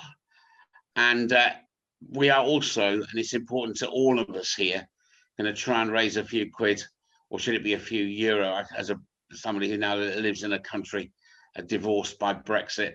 Anyway, we want to raise some cash for the Irish Injured Jockeys Fund, who do such a fantastic job and who sadly are never short of things to do. And so no pressure on you 5, but I want the nap of the week. And we're going to put that into a Heinz. We're not going to add any baked beans or anything. And so there is a 5-some bet for Cheltenham Week. All profits go to the Irish Injured Jockeys Fund. So let's start at the top and work down, shall we? Barry Doyle. Can I just ask, boys, are we going each way or win on this?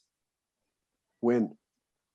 It's a straight win bet, I think. I don't know. Win. We're going win. I'm only reading from the piece of paper that's been put in front of me here. That's what about happens my level. what if someone picks a favourite there and Barry jumps in with a screw like Vindication or something in the same race? We'll flip a coin for next fest. And then there was me thinking you were such a nice, quiet, gentle soul, Davy. Don't upset anybody. That's why I thought we'd get Doyle out the way first. We'll start with the entertainment. What are you going to go with, Barry? Energumene, Surprise. 94. Arkle. And there's a surprise. Let's move on to Ronan Groom. Well, we're already off to a losing start there. Yeah. Right. Good job. It's a Heinz Okay. with 4 other chances. What are you going to have? Yeah, I'll go with Monkfish then. We need somebody to put something big in here. Otherwise, it's not going to pay very much. I Davy Boland. Min 6-1. Love it. So I wasn't sure whether you were going to tell me that, whether you wanted to leave the room when you put your hand up. Tommy Coyle. We'll keep going. We'll go Paisley Park. And finally, coming live next week, perhaps, from the pier at Dunleary, Andrew Blair White. Yeah, well, based off those selections, we need something to boost it up. Glens of Antrim, Mare's Novice Ireland, 12-1. So those are your naps. That is the Heinz. And to also keep the punters happy, I'll have a next best off you, please, and an each way in the handicap. Barry Doyle. Yeah. Nap, as I said, Energumene 9-4. Next best of the week is Champ at 5-1, and then Tukas at 8-1 each way in a handicap. Ronan Groom. Yeah, so Nap and Monkfish, I know it's short, but he'll win. Next best, I'll go for a big price, Happy Diva in the Mayor's Chase. And each way, wherever Ganapathy runs, if he runs in a handicap, I'm going to be backing him. He has a few engagements, so wherever he runs. David Boland. Monkfish is the nap, but we go next best Min, and then I'm going to give 2 each way in the handicaps. Column of Fire in the Martin Pipe and Miss Milner in the Pretemps. She's a lovely racing weight. She got a mother and father of a fall in Leopardstown, but she was fine after it. She's recently schooled around the Curragh. She's in great form. She ran a cracker in Cheltenham and beaten by Nicky's horse on the blind sides. I think she's a great price there, 16s there, so she's my other one. Andrew Blair White. Yeah, I'll keep my nap at Glens of Antrim in the Mare's Novice. I think there'll be a lot of money for her. Next best, probably need to get a guarantee in there. Ellie May for the Mare's Chase. And my each way would be Kashari for the Coral Cup for Willie Mullins. And Mr. Tommy Coyle. Yeah, we'll stick with Paisley Park for the nap. Next best, we'll put in Honeysuckle. Could be a nice little double there. And my each way, I'm going against Davy, and I'm going to stick with Gabinacco in the Martin Pipe. Well, you'll be relieved to hear that it'll be business as usual next week, and Barry Doyle will return to this chair where he belongs, and I'm going off to some Outer Mongolia or somewhere where I belong, and it'd be nice and far away from the mother-in-law.